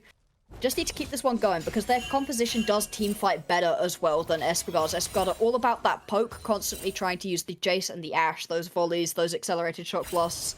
Pretty huge. Stefan. Yeah. Going forward here, but I don't think they know the lane gank is coming. Here comes Thornton to knock the Blitzcrank into the wall. Oh, and boy. although it looked great from his perspective, he gets caught. So, any Espergard fans? You might want to look away at this point. This one's feeling not donezoed because we are only 7 minutes into the game. That would be a little bit premature to say that, but one certainly is feeling pretty dang rough. The aggressive play out of Sobak, you can see the idea. Unfortunately, though, there was a Thornton just sat in the bush, perfectly happy when the Blitzcrank comes flying over the wall to say thank you very much, pick up that kill, and now it's going to be onto the Drake 442. Getting themselves this first one and really continuing to keep the foot on the gas. And that's what they need to do. They have the early advantage, so do not let up, because Espergard have plenty of late game damage. They have plenty of ability to get back into this game if you let them. Top lane. Yeah, might see something here. Stefan does have the W, holding on to it, waits for the flash to come through. Meganar doesn't even have a chance to pop. They pick up the kill early, trading that for Dragon. That was really well played, actually, out of Espergard to pick themselves up that first kill of the game. And then straight over onto this Rift Herald, so going to be able to get a little bit of gold back. And that's also a kill onto your Jace. Getting a Jace ahead can be huge. The Eclipse build on Jace at the moment is super strong, constantly poking people out with the shot blast. And then once you go all in, you could burst people out. Not quite 100-0, but pretty close to it. Next Drake will look at the arrow. Oh, and this is just... Almost hit the Malphite. That would have been bad, especially with Sobak there. But Thornton hanging around to make sure no shenanigans like that happen. They might be able to catch them out in a good play. Now they know the Blitzcrank is there. Just waiting to see how they're going to react, but it does seem like Espergard do back off, aren't interested in diving the Malphite. Fruity Fresh continuing to push this, getting closer and closer to that execution range. Oh. Nice ultimate thrown out. Oh my god! Now it's an execution range. This Ashe might be in trouble. Here comes the Poppy onto the side. I think you're as good as just to secure it. Thornton picking that one up. Just flashes forwards, nice and easy on the pickup, and this bot lane has completely crumbled. Niggs and Sobak have had a terrible time of it, and that is a Leandri's up Ziggs already. We are 9 minutes into the game, and that is a Leandri's up Ziggs because it is 5 full turret places. Okay. Well, Cutlight found the revenge kill on the top side. All the way under his turret too. Nice dodge there from the Zen. Now throws down the Deathmark to try to find the outplay. Goes back to the Living Shadow, trying to find a way out. But the hook comes through and Ignite Cobbs finds the kill. Meanwhile, topside, he's pushed that wave in, and although he does cost a lot of resources there, they're able to even pick up a kill in the mid lane as well. Well, after getting one kill up towards the top side of the map, 42 said absolutely not and managed to find themselves place in all 3 of the lanes. A nice kill in the bottom side of the map, as well as a turret going down, a solo kill on the top lane, and an outplay to kill out composites in the mid. Once again, though, potential gank out of Sobak. Fruity Fresh needs to be careful. Yep, here comes the ultimate. I think maybe is a little bit off past the flash, actually. That would have been a long way. No. Cobb's able to find the hook. Now trying to find some more kills. Stefan is not actually. The Poppy Dash knocks him out of the stun, so he might be able to get away here. Might see a bit of a fight. Lots of people gathering up for this one, but not a lot of mana or ultimates. Crystal Arrow not going to find anybody. Ultimate thrown out from the Ziggs. Stefan able to avoid some of the damage, but the ticks might kill him. Nope, 20 health for him. Oh, look at this. Prince Elijah might be in some trouble. Cops throws out the hook. Stun is not going to land thanks to a flash, but still a key summoner gone. Sobak showing up, but I think everything's all calm, but lots of abilities being used. Yeah, tons of things being thrown out, abilities used, as well as summoner spells. That's a couple of flashes out of Stefan. Prince Elijah just gone. Oh, it doesn't stop. Cobbs. Is he gonna land another one? He is. He just can't miss. Sobak might be in trouble. Able to get the knockup, but it's not gonna matter. Death from below confirms it. Gonna pick up that kill as well, and Cobb's absolutely popping off right now. When the pike was picked up, I was like, oh, that's interesting. It looks like you have decided you don't have enough carries in this game. Just gonna add one more to the pile, really showing off his pike prowess right now. Landing those hooks pretty much every single time. And at this point does enough damage to probably be able to 1v1 at least the Ashe, if not a couple of other members too.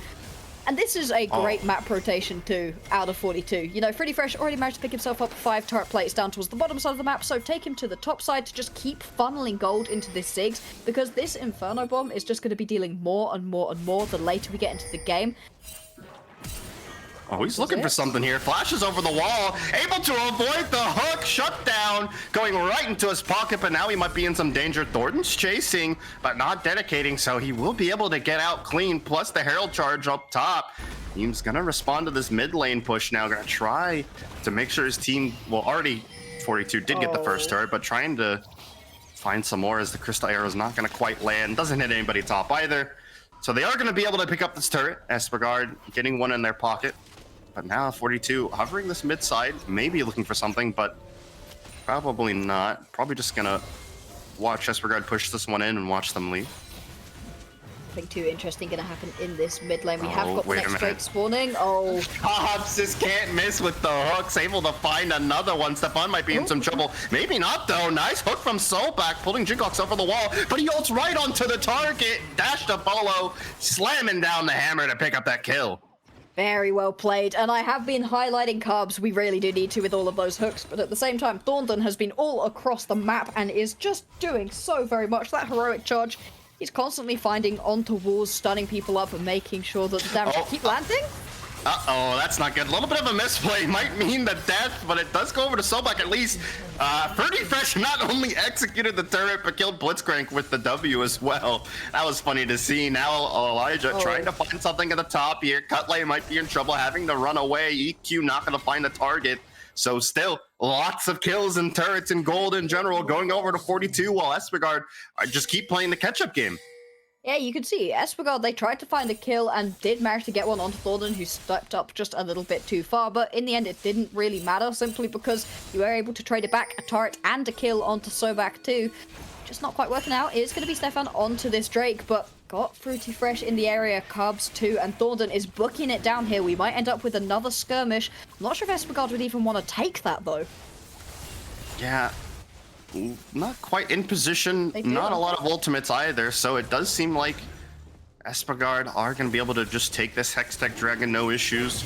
We'll see what the soul is going to be. Oh, maybe not.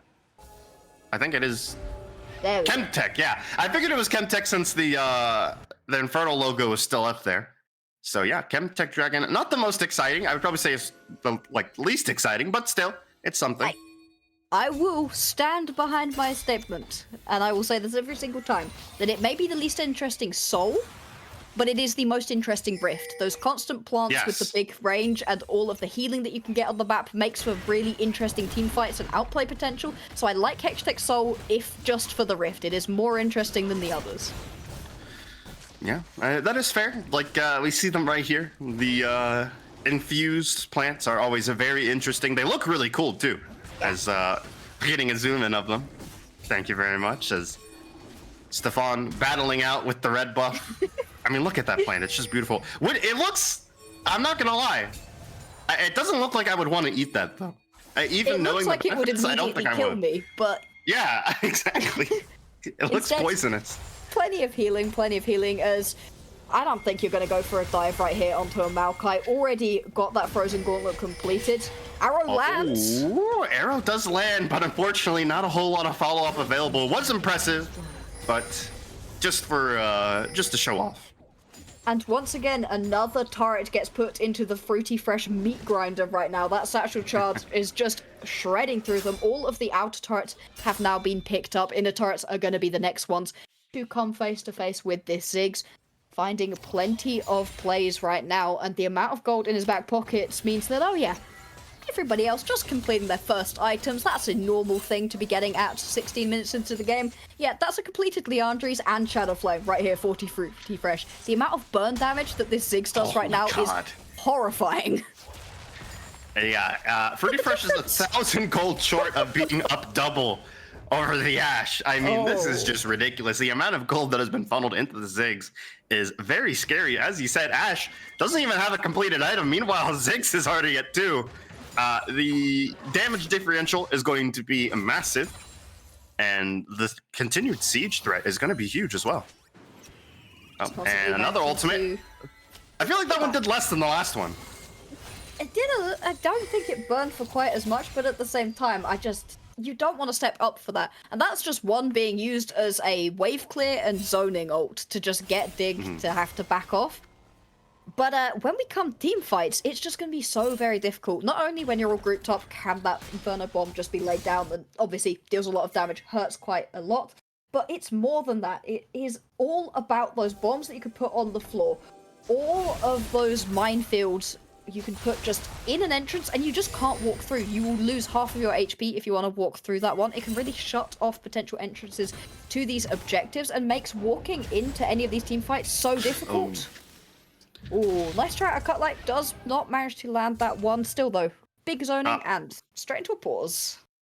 Yeah, he's that one was a bug. I bet you he's arguing that one. Yeah. I lagged. That's why I missed the Nara ultimate. Obviously, and we all definitely 100% believe him.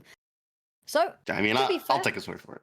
Yeah, we'll get a little bit of a check-in on items then, since things have slowed down just a little bit. Like we said, that is 2 items completed for Fruity Fresh. He is absolutely accelerated onto this game. It will be the Kraken side build out of the Ash. It's the standard build path, and there's plenty of tanky members that you're trying to take out. It does mean, though, that you don't have the potential extra dash of a Gale Force, which I have been seeing more and more on Ashes who are constantly getting jumped on top of. You just need the extra damage right now. A sort of... Oh, what's it called? Sorry, Mortal Reminder. That's the one. Mortal Reminder. I thought you were talking about something else. My bad. Yeah, Mortal Reminder, definitely do need that item. Yeah, just with the tankiness right now that you've got on top of everybody, because sure, the Gnar has gone towards that Trinity Force build, but the Malphite is just going to be one big ball of not dying. Nope.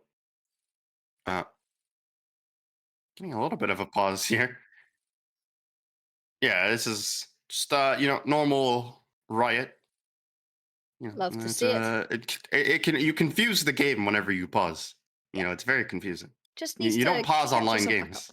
No, Yeah. how dare you pause an online game? When your mother walks in and say, hey, just pause it, come for dinner, you can't. That's what you tell her, you can't. But actually, in this situation, you can. It just confuses everybody a little bit. So back, going to be spotted out. And that is going to be the Rift Herald placed down. Is this turret ready to be taken out once again? Fruity Fresh here with the Satchel Charge. Should just be able to take this one out nice and easily. No. Might be in trouble. Wanted the W, the Herald, ended up taking a lot of damage in the process. Very low. Nice ultimate from the Malphite as well. They're just gonna go in deep. Poppy charging up the hammer, but no targets really in range. But still, one person picked, another person in the side lane. There's 3 people defending the siege, and they're all brought incredibly low by the Ziggs. This is not a good look. They're going forward. Flash forward to find the ultimate, but now trying to find the outplay composites, goes back in, gets the E. Death Mark not doing a whole lot. Ignite tick down. Deathman below not gonna land. Meanwhile, Cutlight taking a lot of damage in the process, has to run away. The Jace has arrived, trying to find some cleanup kills. Might find this one on the Malphite. We'll see if he can find more. Does get that one. So there's something teleporting in to try to find another kill. Does have the Ziggs right in front of him. We'll have to see. Cobbs does land the hook, able to avoid the EQ as well. But now Elijah going in, finds a shutdown, but will go down to the tower. So 2 kills for 1, but 42 got, or 3 actually. 1 kill for 3, but still 42 got a lot in that push. Yeah, they managed to get themselves 2 turrets. That's going to be an inhibitor turret as well going down. Still, couple of kills over for Espagard and onto Prince Elijah, who is right now the shining beacon of hope for Espagard. Everybody else has been having a pretty torrid time of it, but right now this man sat with a Manamune as well as that Duskblade, so gonna be pretty easy getting into these team fights, constantly poking people out as well.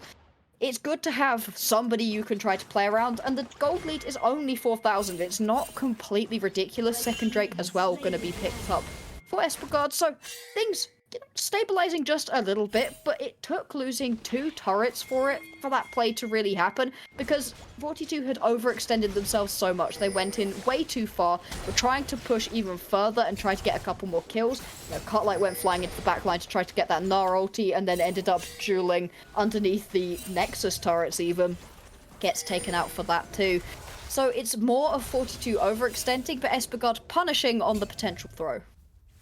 Yep, and now, hovering around this Baron is always very dangerous. Crystal Arrow into the brush. Blind Ultimate actually almost found something. Now, Cobb's trying to find a hook. Not gonna be able to find a mark. Takes half the damage, half his health and damage in the process, but does have that gray health to heal a little bit back. Top laners in the side lane, just kind of duking it out, but Prince Elijah just catching this push in. not a whole lot really could happen here. I mean, 42 could, in theory, start this Baron up, but I just don't see it happen. As we take Maybe.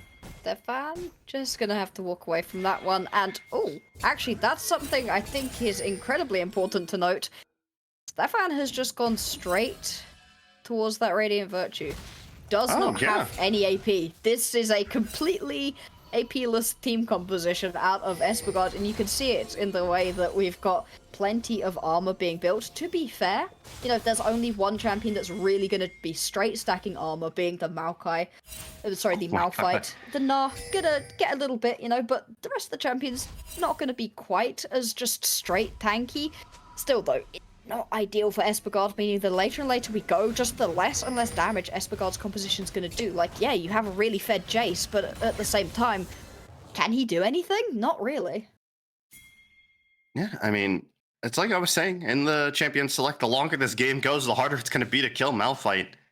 And Jace and Zed are kind of those two champions that are known to not do a whole lot of damage the later the game goes. And this is just, you know, kind of a mixture of bad scenarios just into a collective, really bad scenario. And Espergard gonna have a really hard time killing the Malphite. Maybe we'll see some anti-tank. We do see the Black Cleaver already being picked up. Some anti-armor on the side of the Jace, but I just don't think it'll be enough. Things feeling pretty rough currently for Espergard.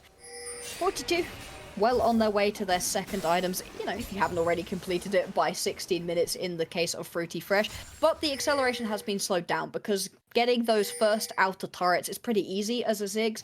Pushing on to those inner and then inhibitor turrets is a lot harder.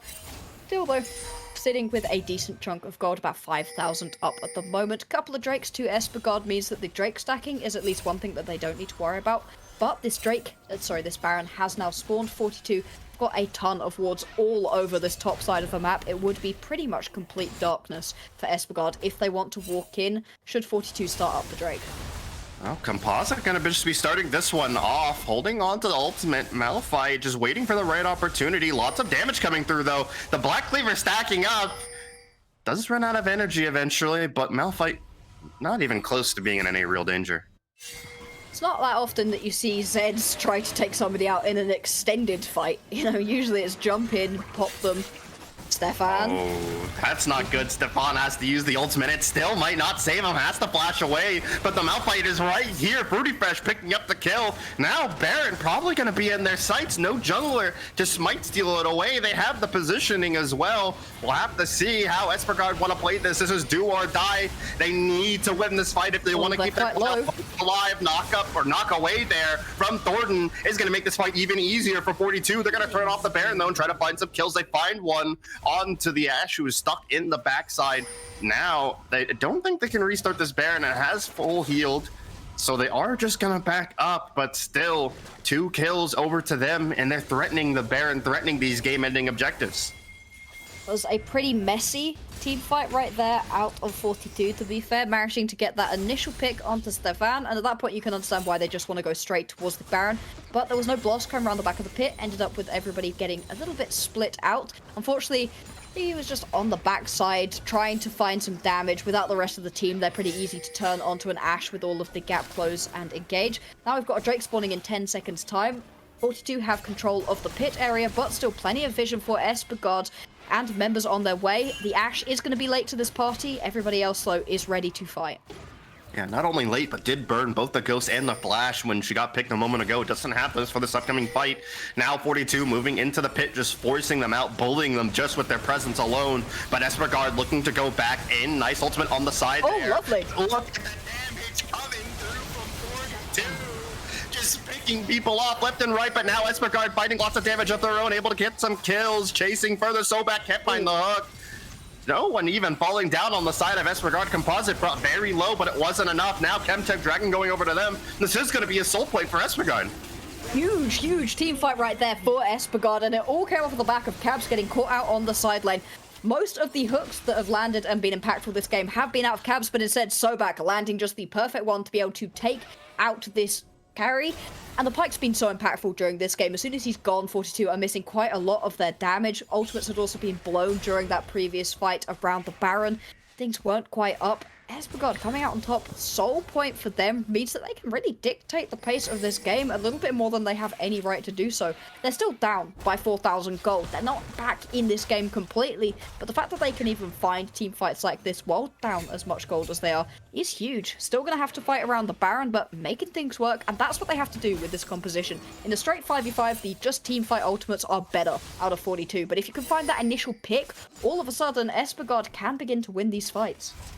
Yeah, and they are kind of flipping the script that we had set up in the sense of, you know, the later this game goes, the harder it's going to be. They're in 26 minutes, and they're finding these fights, able to pick up these objectives, and now 42 doing this objective kind of flippy. Now the hook comes through as well. Sobak is just going to die outright, and the ultimate from Fruity Fresh just doesn't do enough. Meanwhile, on the little side there, getting a little bit of a fight between the two laners, but nothing really. Nice hook there from Cobb, but it ends up being him getting killed. Double kill for the Jace, plus the kill earlier. Fruity Fresh in danger. Now Stefan chasing, but doesn't have any way to catch up. Just hits the blast, or the Scrying Orb, I should say, and just backs off into his jungle. Now Espagard setting up this Baron. I mean, 42 just have no way to contest this. This should go over to them. Brilliantly highlighted out of Cal right there on observation, showing off the fact that Cutlight did have the teleport, but Composites was just chasing him around, making sure that he could not teleport into that fight and attempt to help out the rest of his team. And 42, after having a really good early game, are beginning to falter more and more in these team fights, which is shocking considering the fact that 42 have the better team fighting composition, but these hooks out of Sobak are beginning to land. Same thing with these enchanted crystal arrows, and at this point, Prince Elijah just does so much damage. The poke out of those accelerated shock blasts means that everybody from 42 is walking into these team fights missing a decent chunk of health. And Espagard are making it work, pulling this game back, now only down by about 200 gold from the deficit they've been in. This is huge. Cobbs just threatening the hook there. Had like a very tiny window to get something I don't think it was realistically possible. Just getting them to back off, trying to position here. And no objective up anytime soon, but the Dragon does come up in about 2 minutes, 20 seconds, so maybe wanting to get some vision there. Composites on the side, trying to find Cutlight, just goes forward on the W, but just a little bit out of range for any real dedication. Sobak coming over, trying to find a hook, but nothing there for him to go at. Fruity Fresh just trying to keep them away, but now look at this. 42 sending 2 members for Composites. He spots it and backs off, and as a result, they are going to be able to get this mid lane turret. Now even engaging, trying to find something. Really good hook from the Blitzcrank, but it's just Malphite. I don't think that's the person you want to hold. He's not taking any damage at all. Now Elijah getting knocked all the way back. Another hook from Sobak. But again, it's just the Malphite. Can't really punish him for being out of position like that, so not a kill coming there, but look at this. Composites getting a turret on the side. So 2 turrets going over to Espagard, no one falling down. I mean, this is just getting more and more in their favor. Things are getting a little bit out of control right now for 42. Deathmark comes down. Cutlight trying to avoid some of the damage. We're getting hit by the double Q anyway. Goes forward again. Composites. Wow, okay. Get a double. He gets it. Might even look for more. Thornton coming around, and so is the Malphite, but he's just fighting backwards, perfectly able to avoid any real damage, and now he's going back in with the first strike, getting some damage down. Elijah picks that one up. Now 42 are on the run. Crystal Arrow's not going to land. Fruity Fresh running away, but Sobak's coming over. Flash hook lands. That's a double kill for the Jace. Thornton's the last one standing. Has to flash away, but the flash is there for Stefan. He gets the kill. That's an ace, and that's the game. It should be the push all the way on. A little bit of a minion wave left up, and 20 seconds until most people are respawning. You do have caps available. Oh, maybe he can do something. He just gets blown up. There's just no way for him to do anything. Espagard flipping the script. 29 minutes into the game, they pick it up. Wow. Wow, wow. Espagard, what a performance right there. They were getting put in the dirt during the early game, and all of a sudden managed to just find one big team fight and turn it on. The pick potential out of this composition, it just came online all of a sudden, and then they just beat. That was so good. I mean, yeah, that last team fight was absolutely insane. I said earlier, they're flipping the script that we set where, you know, it seemed like 42 had the more stable comp, but they just completely flipped it around. It's like we said, anything happens at this level of play, and they're able to find the right picks, the right fights, and at the end, they were able to beat the scaling comp. Oh boy, as 42, I mean, personally, I'd be molding. I'd be so mad right now Yeah. because you are in the perfect position to keep your playoff chances alive. You know, you win this game, you're tied up with Monster. Now you're one win ahead of Monster. Sure, you've played a couple extra games, but it's fine, it's fine. It's all in your hands. You've got some momentum as well after beating Espagard. But no, now you're just in a position where what do? You're waiting on other teams to win and lose, and you need to keep winning all of the remaining games if you want any hope of keeping yourself in this top position. Sure, 42 are still okay, but Invulnerables, Blue Whites, Espagard, they're all nipping at the heels, really making this 6th position for playoffs an absolute bloodbath. Yep, taking a look at the damage here. Oh my goodness, the Jace damage, the Zed damage. I mean, sure, the Ziggs was doing a ton, but everyone else on the team kind of lacking in damage. That is something that I didn't quite think about, was the fact that they are lacking a little bit in those reliable damage sources. Only really had that Ziggs, and yeah, they were really able to use that to their advantage. Incredibly impressive. And now we take a look at the final little bits of this split. This is the final week that we're coming into. 42 only have got 3 more games left. They've got Blue Whites, MRG, and Lions Creed. Blue Whites is a pretty even matchup. MRG and Lions Creed seems to be a cut above, although after the performance today, maybe MRG are potentially beatable. Still, though, not all within their hands. Espagard, they are just trying to get themselves above Blue Whites or Invulnerables right now to get out of that relegation spot. They themselves also only got 2 games left, and that's versus Monster and Venom Crest. That's not the best looking schedule to end out on the split, but at the same time, that's a really impressive win for them right now. They should take heart from that, even though the rest of the split hasn't gone the best for them. Yep, and momentum is key. They need to keep up that momentum if they want to keep chasing for that playoff spot. Now that we're getting closer to the end of the season, these games are getting more and more important, and as a result, they're getting more and more close and more interesting. We're going to have another game here. We're just going to be taking a quick 10 to 15-minute break, and we will be right back for some more NLC Division 2. Stay tuned. Thank you very much, and we'll see you soon.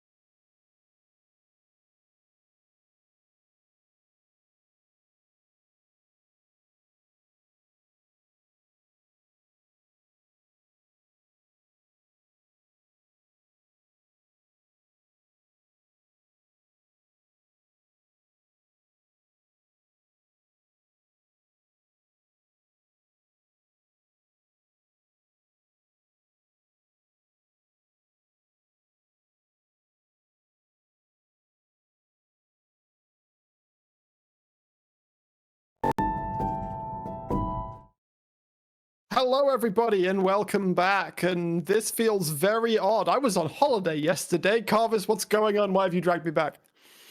We needed you, man. We missed you. The entire Div 2 missed you, and the mainstream needed you. And now you're here. Where there's a will. There's a will.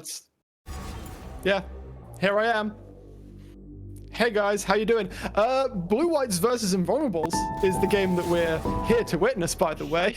Yeah, Just not to let the bit get in the way of where we're going, but Blue Whites worth noting. We've got. Hang fire a second. Is this just a pick order thing? Because we have. I don't know. So the info you gave me is that Shaggy would be playing mid lane, and Pomo is just the next in line of the Blue Whites junglers, now on their third.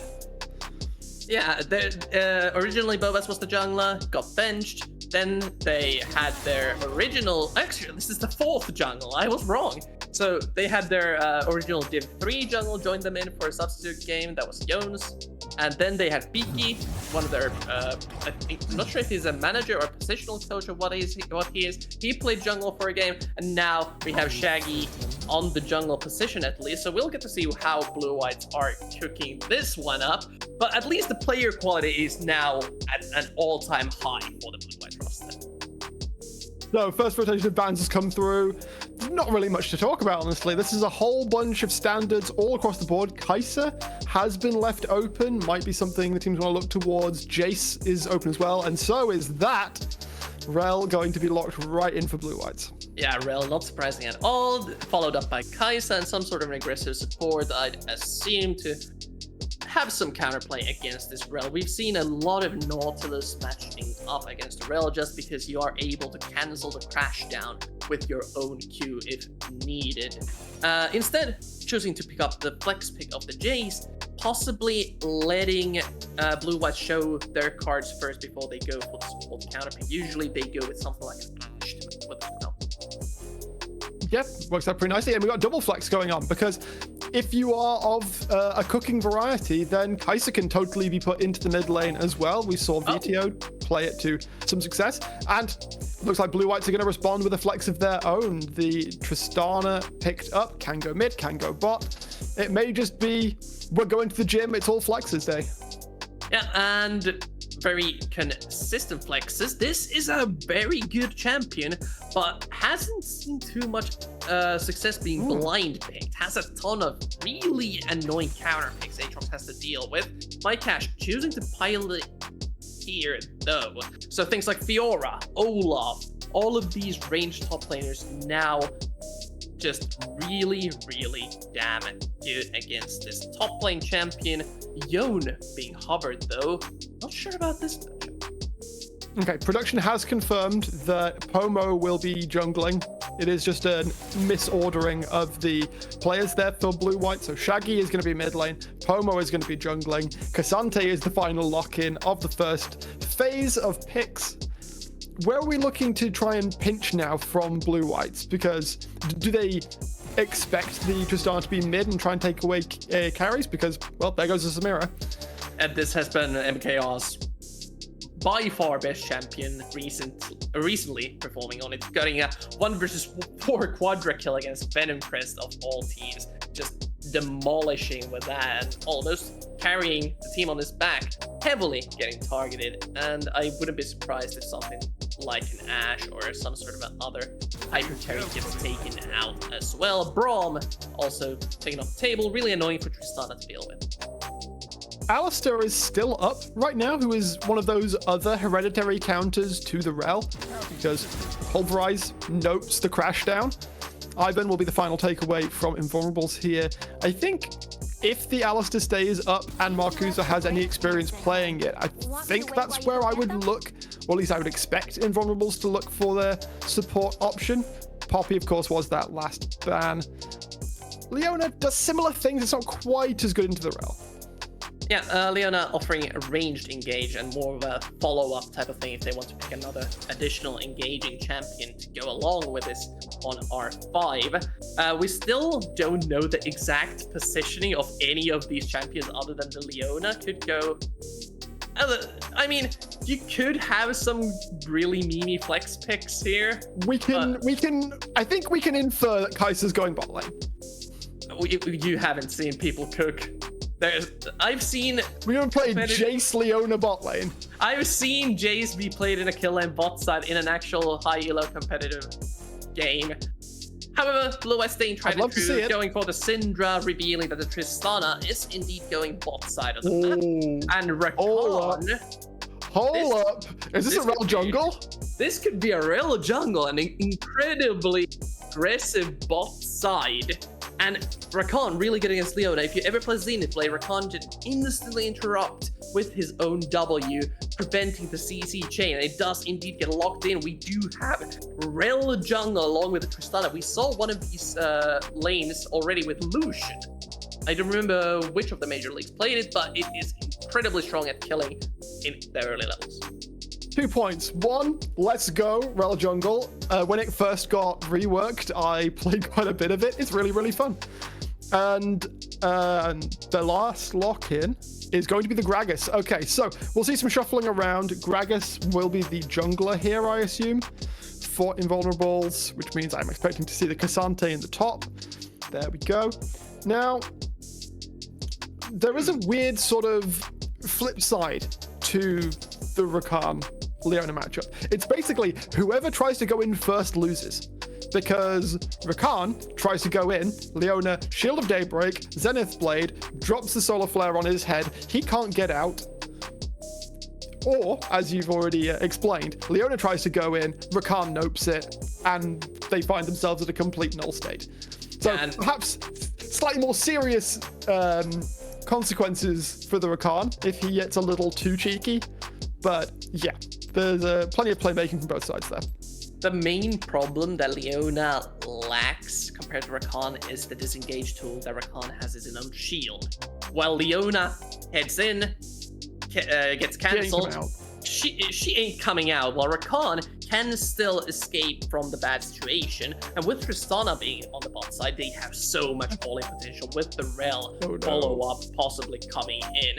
And in the mid lane, Syndra Rel, not bad at all heading into the Jace matchup. While Jace normally does quite well into the traditional mages, when you have a CC terror like Rel following up on an immobile carry like the Jace, that could spell trouble for Invulnerables. Their composition, though, if we look outside of the lane matchups, is very solid.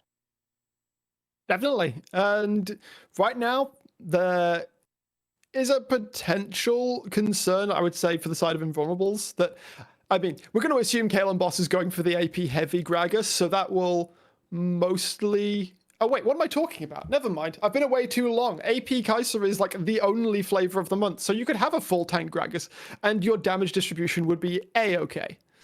Also, AP Gragas would be completely fine. You don't really have a tank on the side of blue, what's most of these.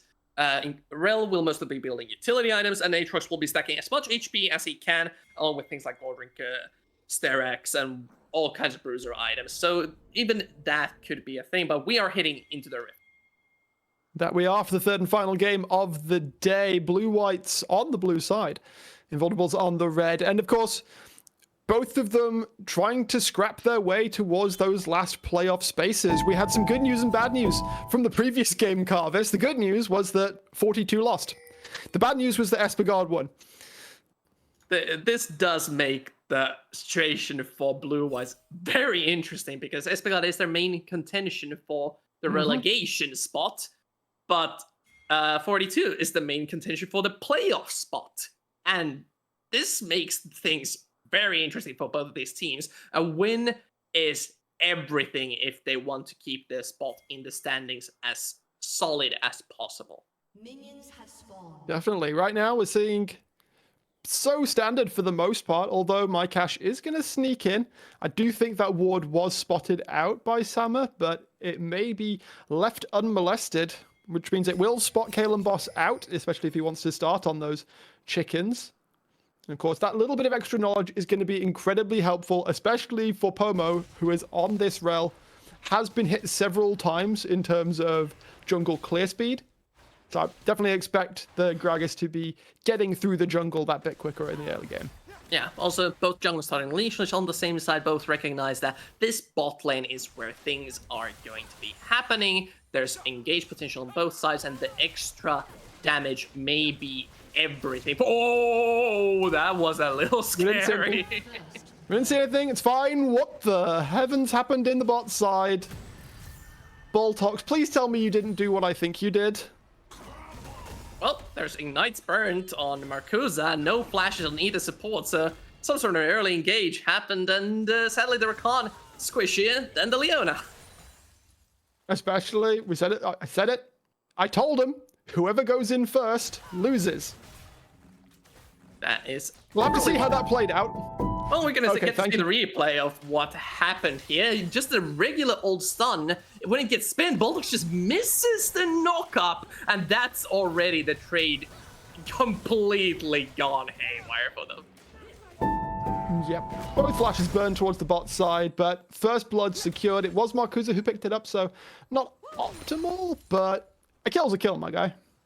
A kill is a kill, and the experience is what is key here. Is in this early level, whoa, okay, blue buff, not really wanting to die there for Kalen Boss, trying to look for a gang setup here. But yeah, Marcusa and Chrissy will be playing with a heavy level advantage here. Boltox will have a longer time for the key level 6 ability unlock, while MKR has solo XP for a couple waves here. The Tristana levels don't matter too much until the Q starts getting. I feel like Kalen Boss is sitting, waiting for... Oh, never mind, I was going to say waiting for something to happen, but the jump out will get him to safety. He still had the flash in pocket as well, so it didn't really feel like there was a clear and present danger. And now Kalen Boss might be the one finding himself in a bit of trouble, has to body slam over that wall. Marcusa now the one being chased onto the CC. Will land the fantastic max range from Shaggy on that Syndra. Marcusa will drop. It's another kill going to the supports though. Boltox getting a little bit of vengeance for the first blood. Yeah, not respecting the follow-up engage from Blue Eyes. Really well played by Shaggy, hitting the stun over the wall, able to follow it up with the rel. And that's an easy kill secure. Now both supports evening the gold situation out, at least somewhat, as the CS still advantage for Blue Whites on jungle and ADC both. Well, I mean, Kalen Boss had the blue buff reset on him and spent ages sat in the bot river waiting for a play that didn't ever come to fruition. Meanwhile, Pomo has just been chilling, been farming up, has already taken the bot side. Scuttle is going to look to double Scuttle into Kalen Boss, be 2 camps up after the first clear, and having all of that done before Kalen Boss has had time to kill it all. Now Pomo making his way towards top side. Sama will have to use the flash. Pomo may have to give up the Scuttle as a result, but that's a small price to pay. Normally I would be scared that the Cassandra would try to turn that gank around in a 1 versus 2, but rare problem, Cassandra running out of mana in that situation, not able to use the 30 to use his third Q to try to turn that one around. Well played by Blue Whites, again securing another summoner spell off the map, possible punish angle on both of the side lanes now in the future, as Pommel going for another clear start. This neither of the junglers is back yet, will be sitting on a ton of them. Yeah, Pomo doesn't feel a particular need to. Oh, never mind. As I say that, Pomo starts channeling the recall. It should be like a Balmy Cinder or something. That would help a lot with the clear. Depends on whether, of course, he wants to prioritize getting the likes of a Sunfire Aegis before Mythic. Instead, just looks to prioritize tier 2 boots, and then will continue on his merry way. Yeah, tier 2 boots for a character like Rel, very important. Able to move fast to Pokey. Just trying to get into range for the crash down, trying to land the stuns for the rest of the team to follow up on. And Gragas again going for the full AP, as we talked about. There is no Magic Resist stacker on the side of Blue White, so a good body slam could just end a team fight instantly. Both junglers now heading to the bot side of the map. They could be looking for some sort of a dive or offensive play here. The spot was already there onto Kale and Boss, is trying to get away from this. Boltox is able to land the grand entrance, but the follow-up isn't there. Pomo also misses out. Marcusa doing likewise with the Zenith Blade, and it's a whole bunch of rumbering, and nothing at all really happens. Blue Ones like really didn't want to go for the engage just due to the fact that Divine is holding priority in the mid lane. You see Shaggy really out of mana, was clearing the wave after it was already blown up by the Jays. So even if they go and try to fight the 3-on-3, it could very quickly turn lethal for them, as this Jays, very strong after hitting level 6, going to start to hurt with the Shock Blast and the auto attacks W empowered as well. Still, the power spikes still missing from both teams. Yeah, 7 minutes on the board. Everyone's just been farming up right now. No really big items to speak of just yet. Of course, very shortly, Rift Herald will be coming up. Drake already available. Nobody has shown any priority towards it, though. And well, this might just be 10 minutes of sitting in lanes farming up, but I would at least like to see this pressure, this priority that Divine has built up in the mid lane, be converted into something on the side of Invulnerables. Invulnerables would love to convert it somehow, but just due to the lane matchups in top and bot, they don't have the rotation power to go for a side lane play. If you see Jace leave the lane, Rel will be around there somewhere trying to find the counter gank and turn it around as soon as possible. Instead, committing to the Herald now. One more interesting read on the map. Kellenboss is aware of what's going on, and we've got 3 members of Blue Whites ready and waiting in the mid lane. Boltox and Shaggy trying to make their ways up, but we've also got mid and support from Invulnerables coming in as well, and the fight starting top side. Sama has not used the all-out yet, maybe looking for an angle in, try and find the angle onto Mycash. He's not able to get it, is able to evade away from Pomo though. It does mean that Blue Whites relinquish their position on the Herald. However, Invulnerables don't seem to be particularly confident about starting it up themselves just yet. Yeah, this is an awkward situation for both teams as resources very low on Mycash. Pomo used most of his cooldowns in the small engagement. And bot side, MKR still racking up a good lead over Chrissy as he does not have the proper components to challenge this Strana. They might still be contesting the Herald though, looking and posturing around. They are going to start that one up. Sama has got plenty enough health to look for that one. Marcusa will just play bodyguard as this play happens, and it will be first objective of the game secured for Invulnerables. Yeah, and with the Herald, they unlock a ton of play potential. They can either try to get some extra gold on the Kai'Sa, accelerate the static shift timing window, and then go for the Dragon. They can put it mid lane to extend Divine's lead and try to get him online as soon as possible with the Eclipse or Duskblade, whichever he decides to go for. Okay, let's be honest, they're never gonna put it top lane. Nobody's ever doing that. But, well, top lane island is much less than it used to be, but I think old habits die hard, and also Mycash hasn't really built up enough of a lead that had Blue Whites picked it up that they'd want to even consider that. And yeah, Kazante doesn't really need gold to be useful. Yeah, as we can see, the trade going pretty well for Summit, but the all-out potential against Mycash is a little bit limited just to the fact that the counter ult gives him so much movement speed, and he can just kind of run out even with all the dashes that Kazante has. If Summit can find more of these trades that he seems to be getting, there is some potential there for an outplay. Right now, though, Sama kind of having the run of the top lane right now. Meanwhile, Pomo and Co looking to start off this Drake. Kellenboss has spotted it out. Chrissy and Marcusa might be a little bit too late to the play if Blue Whites want to continue taking it. And this might will come down. Kellenboss was trying to step in for it.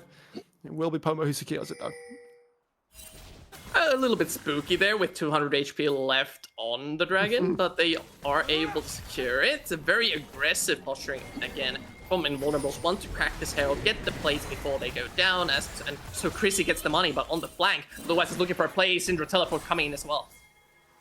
They are looking for the angle in here. Can they find it? Chrissy gets interrupted as he was trying to use the killer instinct. The flash will get him out, however. Shaggy still sitting, still waiting, looking for the angle. Knocks back Marcusa. Will be kill secured. They're going to look for more. I don't think they will. Shaggy on a fraction of a health. A divisible, a decimal percentage of a health.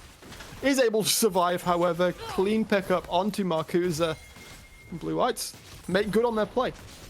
That is extremely risky from Shaggy to flash over the wall and ult down next to a Gragas, but somehow he survives the encounter and comes out with a kill, able to secure the looters from that. Divine gets a bunch of money from himself due to not rotating for the counterplay, but it's still a very nice, small defensive victory for Blue Whites. Even with the Jays getting stronger, they get money on their key members. Mycash was hoping to get a Demolish proc off, but Sama gets back to lane just in time. No plate gold for the Aatrox this time around. And with Sama having completed the Iceborne Gauntlet, it's going to be a little while before Mycash feels really any kind of confident in these trades. Yeah, just due to the fact that top lane is in this sort of a state, both teams can kind of ignore it. Of course, Mycash will have the problem of having to impact the map in an offensive way at some point, while Sam is just mostly providing utility. And this Aatrox still not really showing its claws, why it has been a very high priority pick, while the rest of the map still hard skirmishing time after time. But with the Rakan not able to roam, the Leona not really able to roam, the mid lane also turning kind of into an island that Divine has been very happy to be. Yeah, just farming up a storm, getting some plates to boot as well, making the most of the time Shaggy has not been in the lane. And right now it does contribute a good amount to the 1,000 gold advantage Invulnerable's hold. Of course, the extra plates picked up by the Herald too. Invulnerable's maybe looking for a play on this bot side. Blue Whites are more than aware, though, of what is going on. And it will come to nothing. Shaggy was looking for the rotation, but the Jays just pressuring the tower a little bit too hard for him to be able to get there in time. And Kalen Boss isn't strong enough just yet to force a full HP dive against the Blue White bot lane. Okay, sure, Boltox is level 6. He is incredibly weak, and you can chunk him down basically whenever. The issue is the Tristana. Kraken Slayer online is going to hurt a ton of Divine.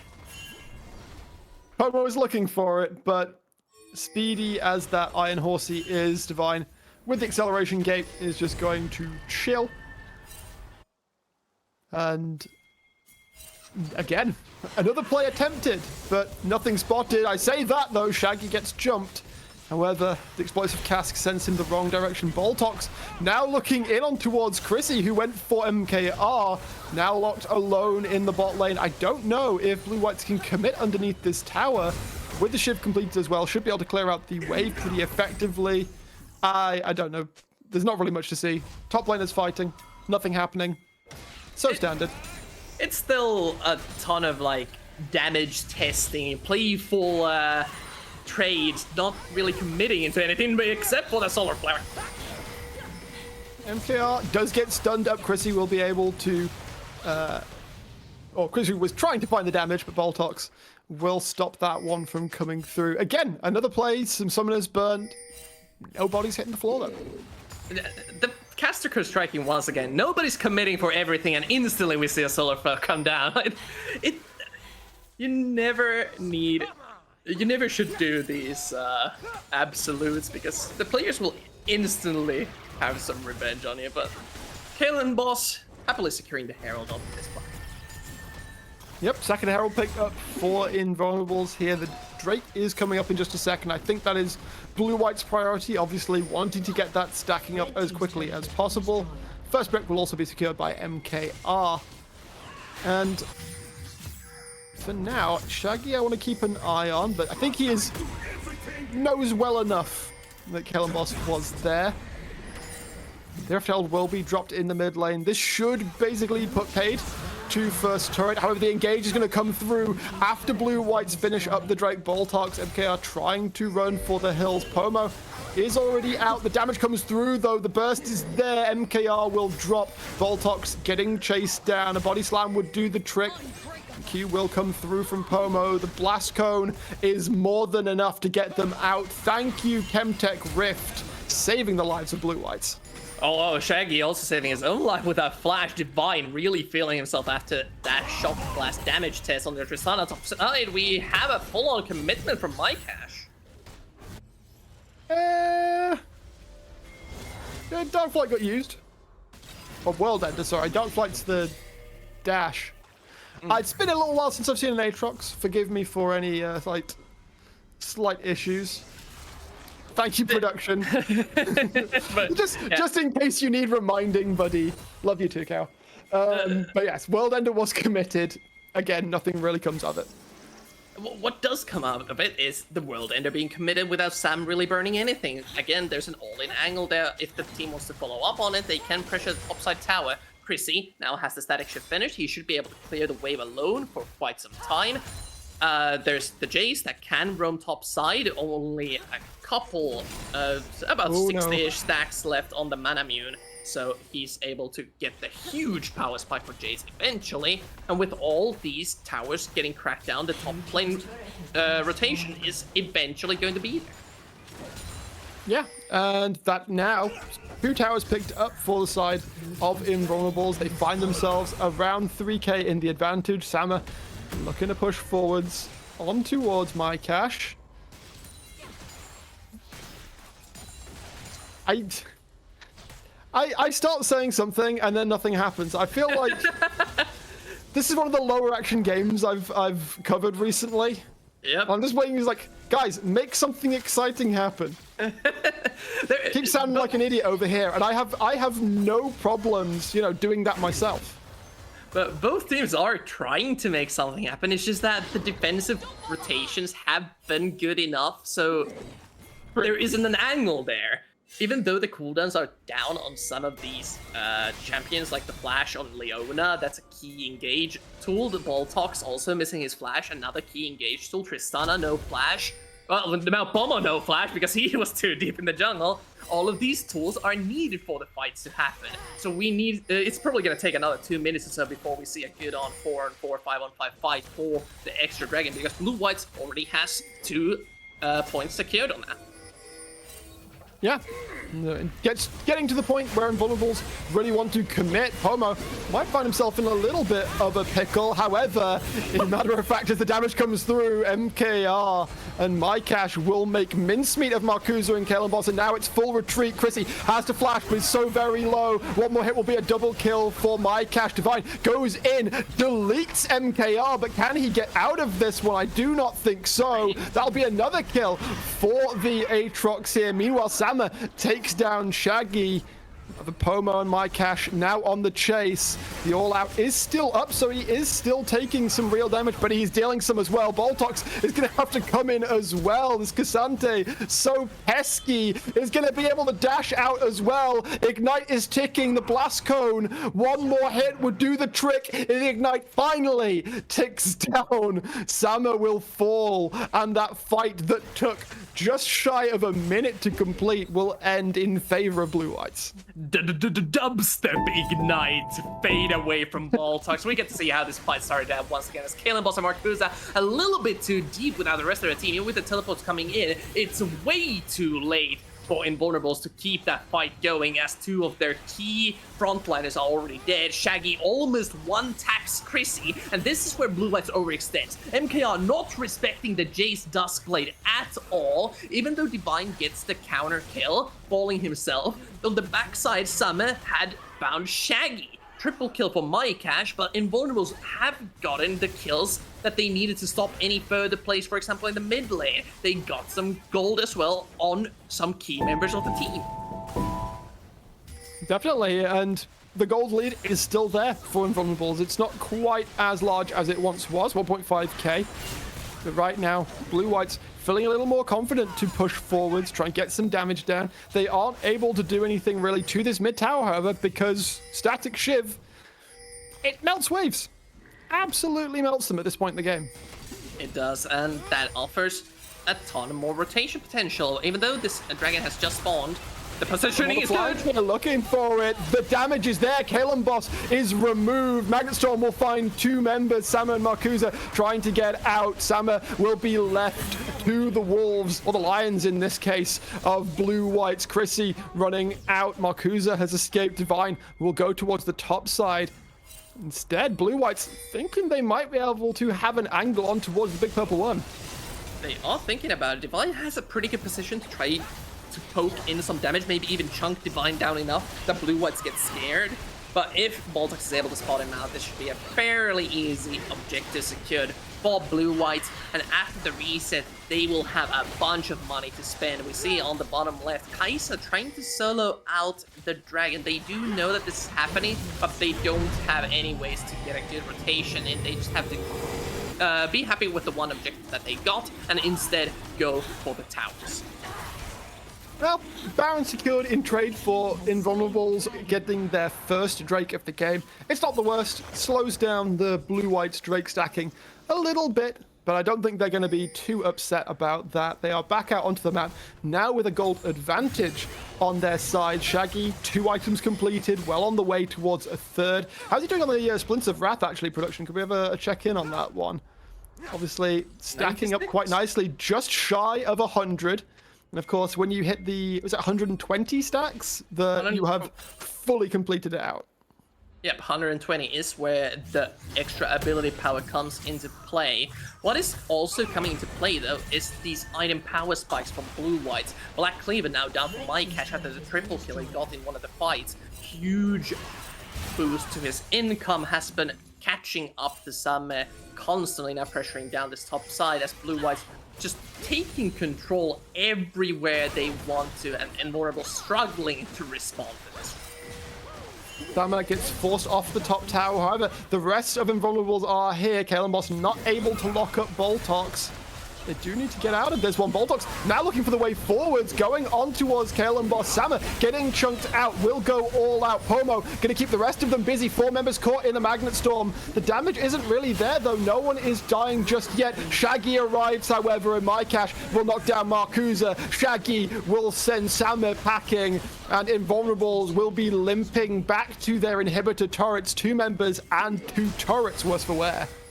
Divine still quite strong, almost one-shotting Bomber there on the backside. W lands on my cat, but I don't think Kai'Sa will be diving in anytime soon. Every time a Kai'Sa W gets fired, you're just sat there, like, heckles go up. It's just, we've seen the amount of damage that Void Seekers can do.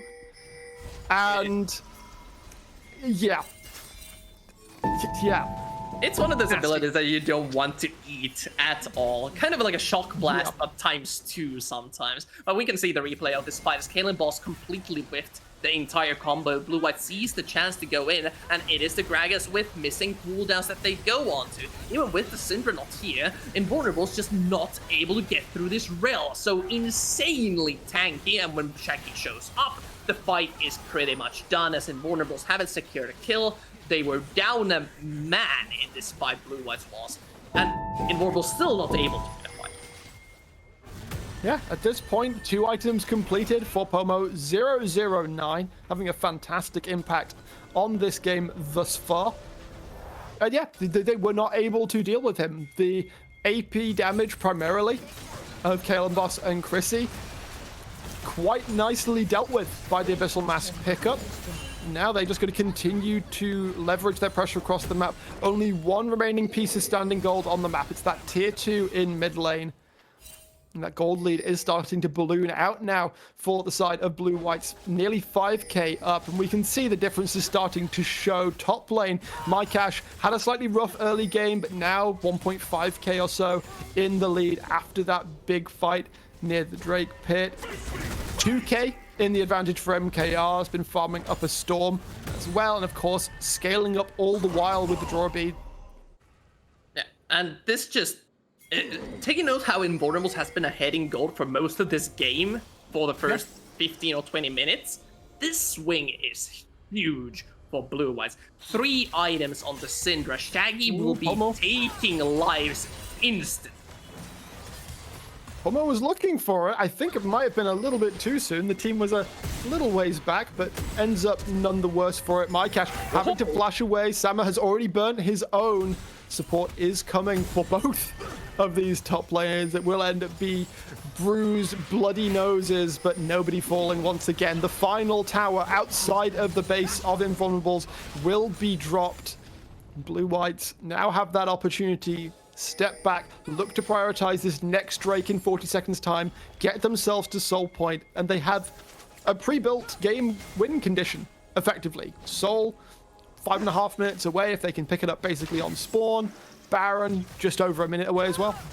Yeah, while Soul isn't one of those that instantly wins you the game, like sometimes you say Hextech Soul is one of those that instantly wins you the game, it does provide some much needed frontlining potential characters like the Rel and the Aatrox going in.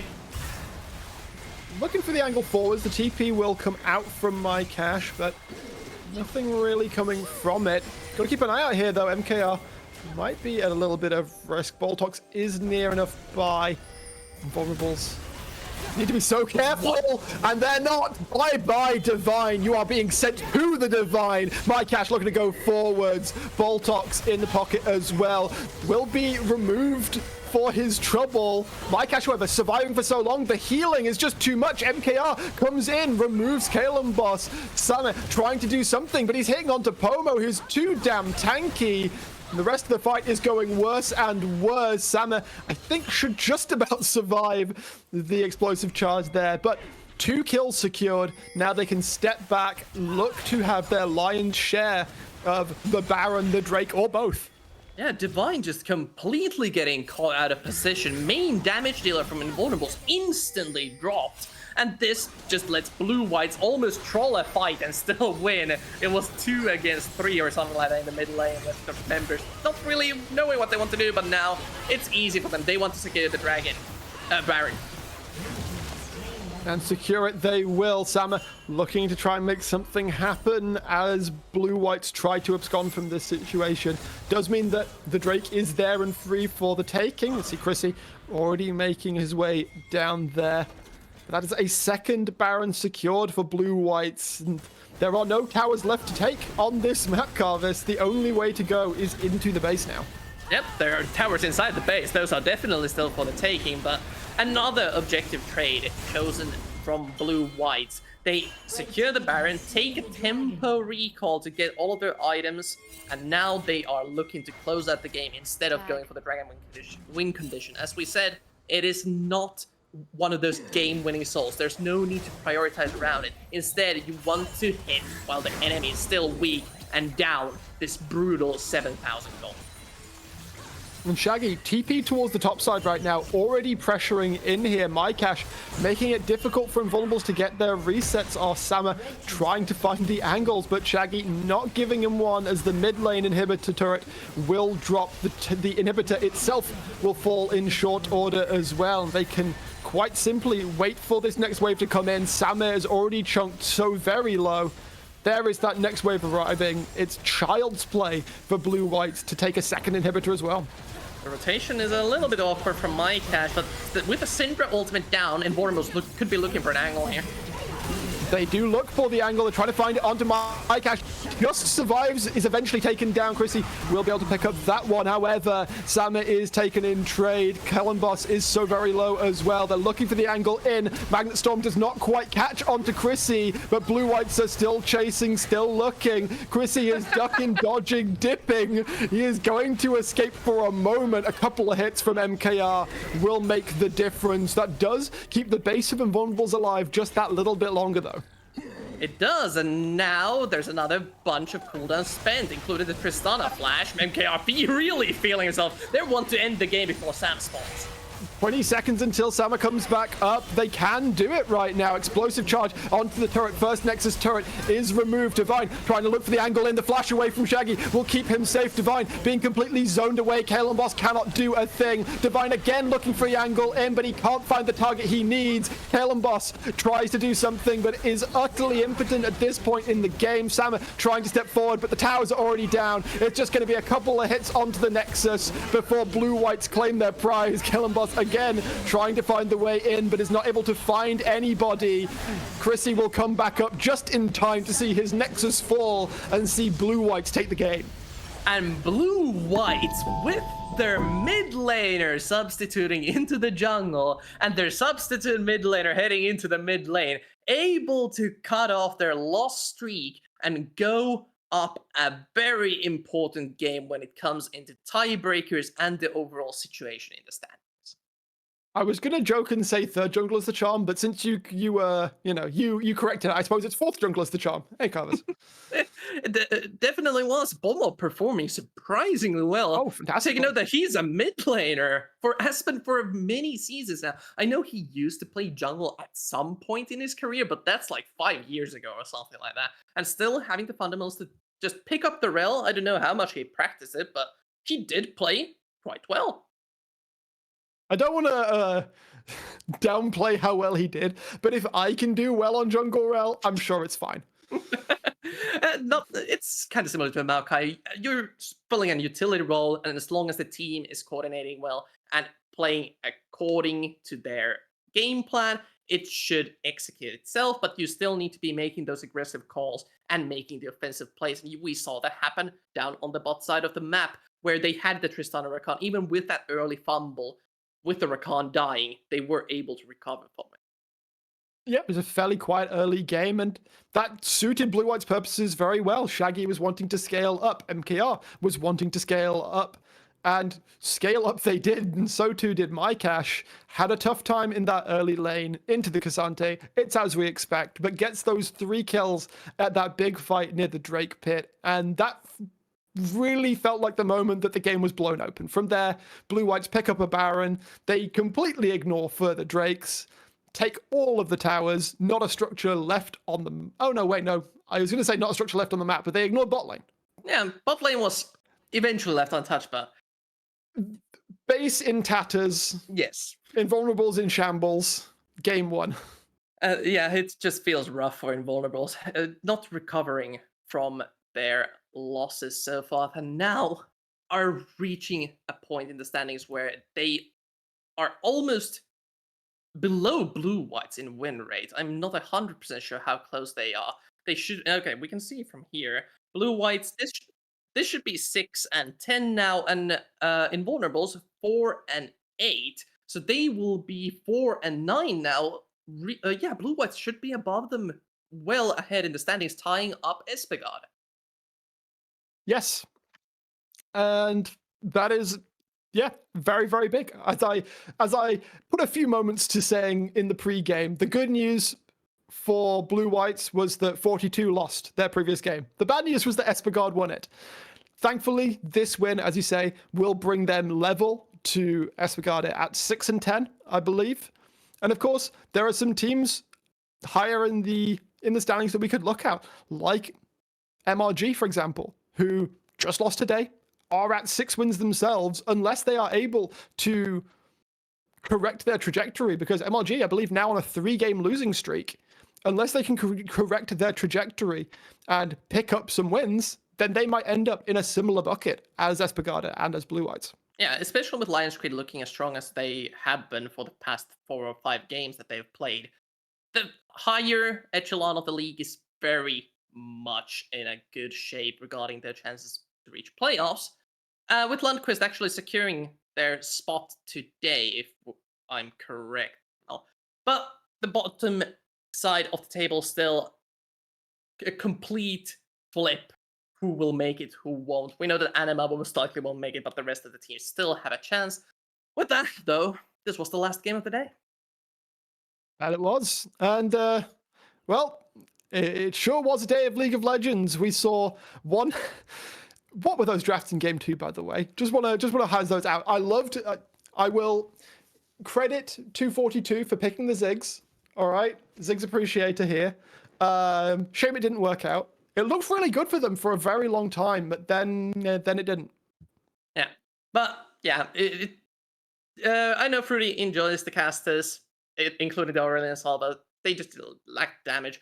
Sometimes the draft mistakes happen, but with that, we are now done with the stream. This was the last game. Congratulations to all the winners. We still have a bunch of games coming next week, Some of them I know will be most likely streamed here, with the Division 2 invasion continuing for the last week of group stage for us. The playoffs for Division 1 are on Tuesday and Wednesday. No, wait, it's Tuesday because they have finals on the weekend. So, anyway, still a bunch of games for every single division of NLC. I've been Carvis. Thank you so much for Brackish joining me for the last cast here. And with that, we'll see you next time.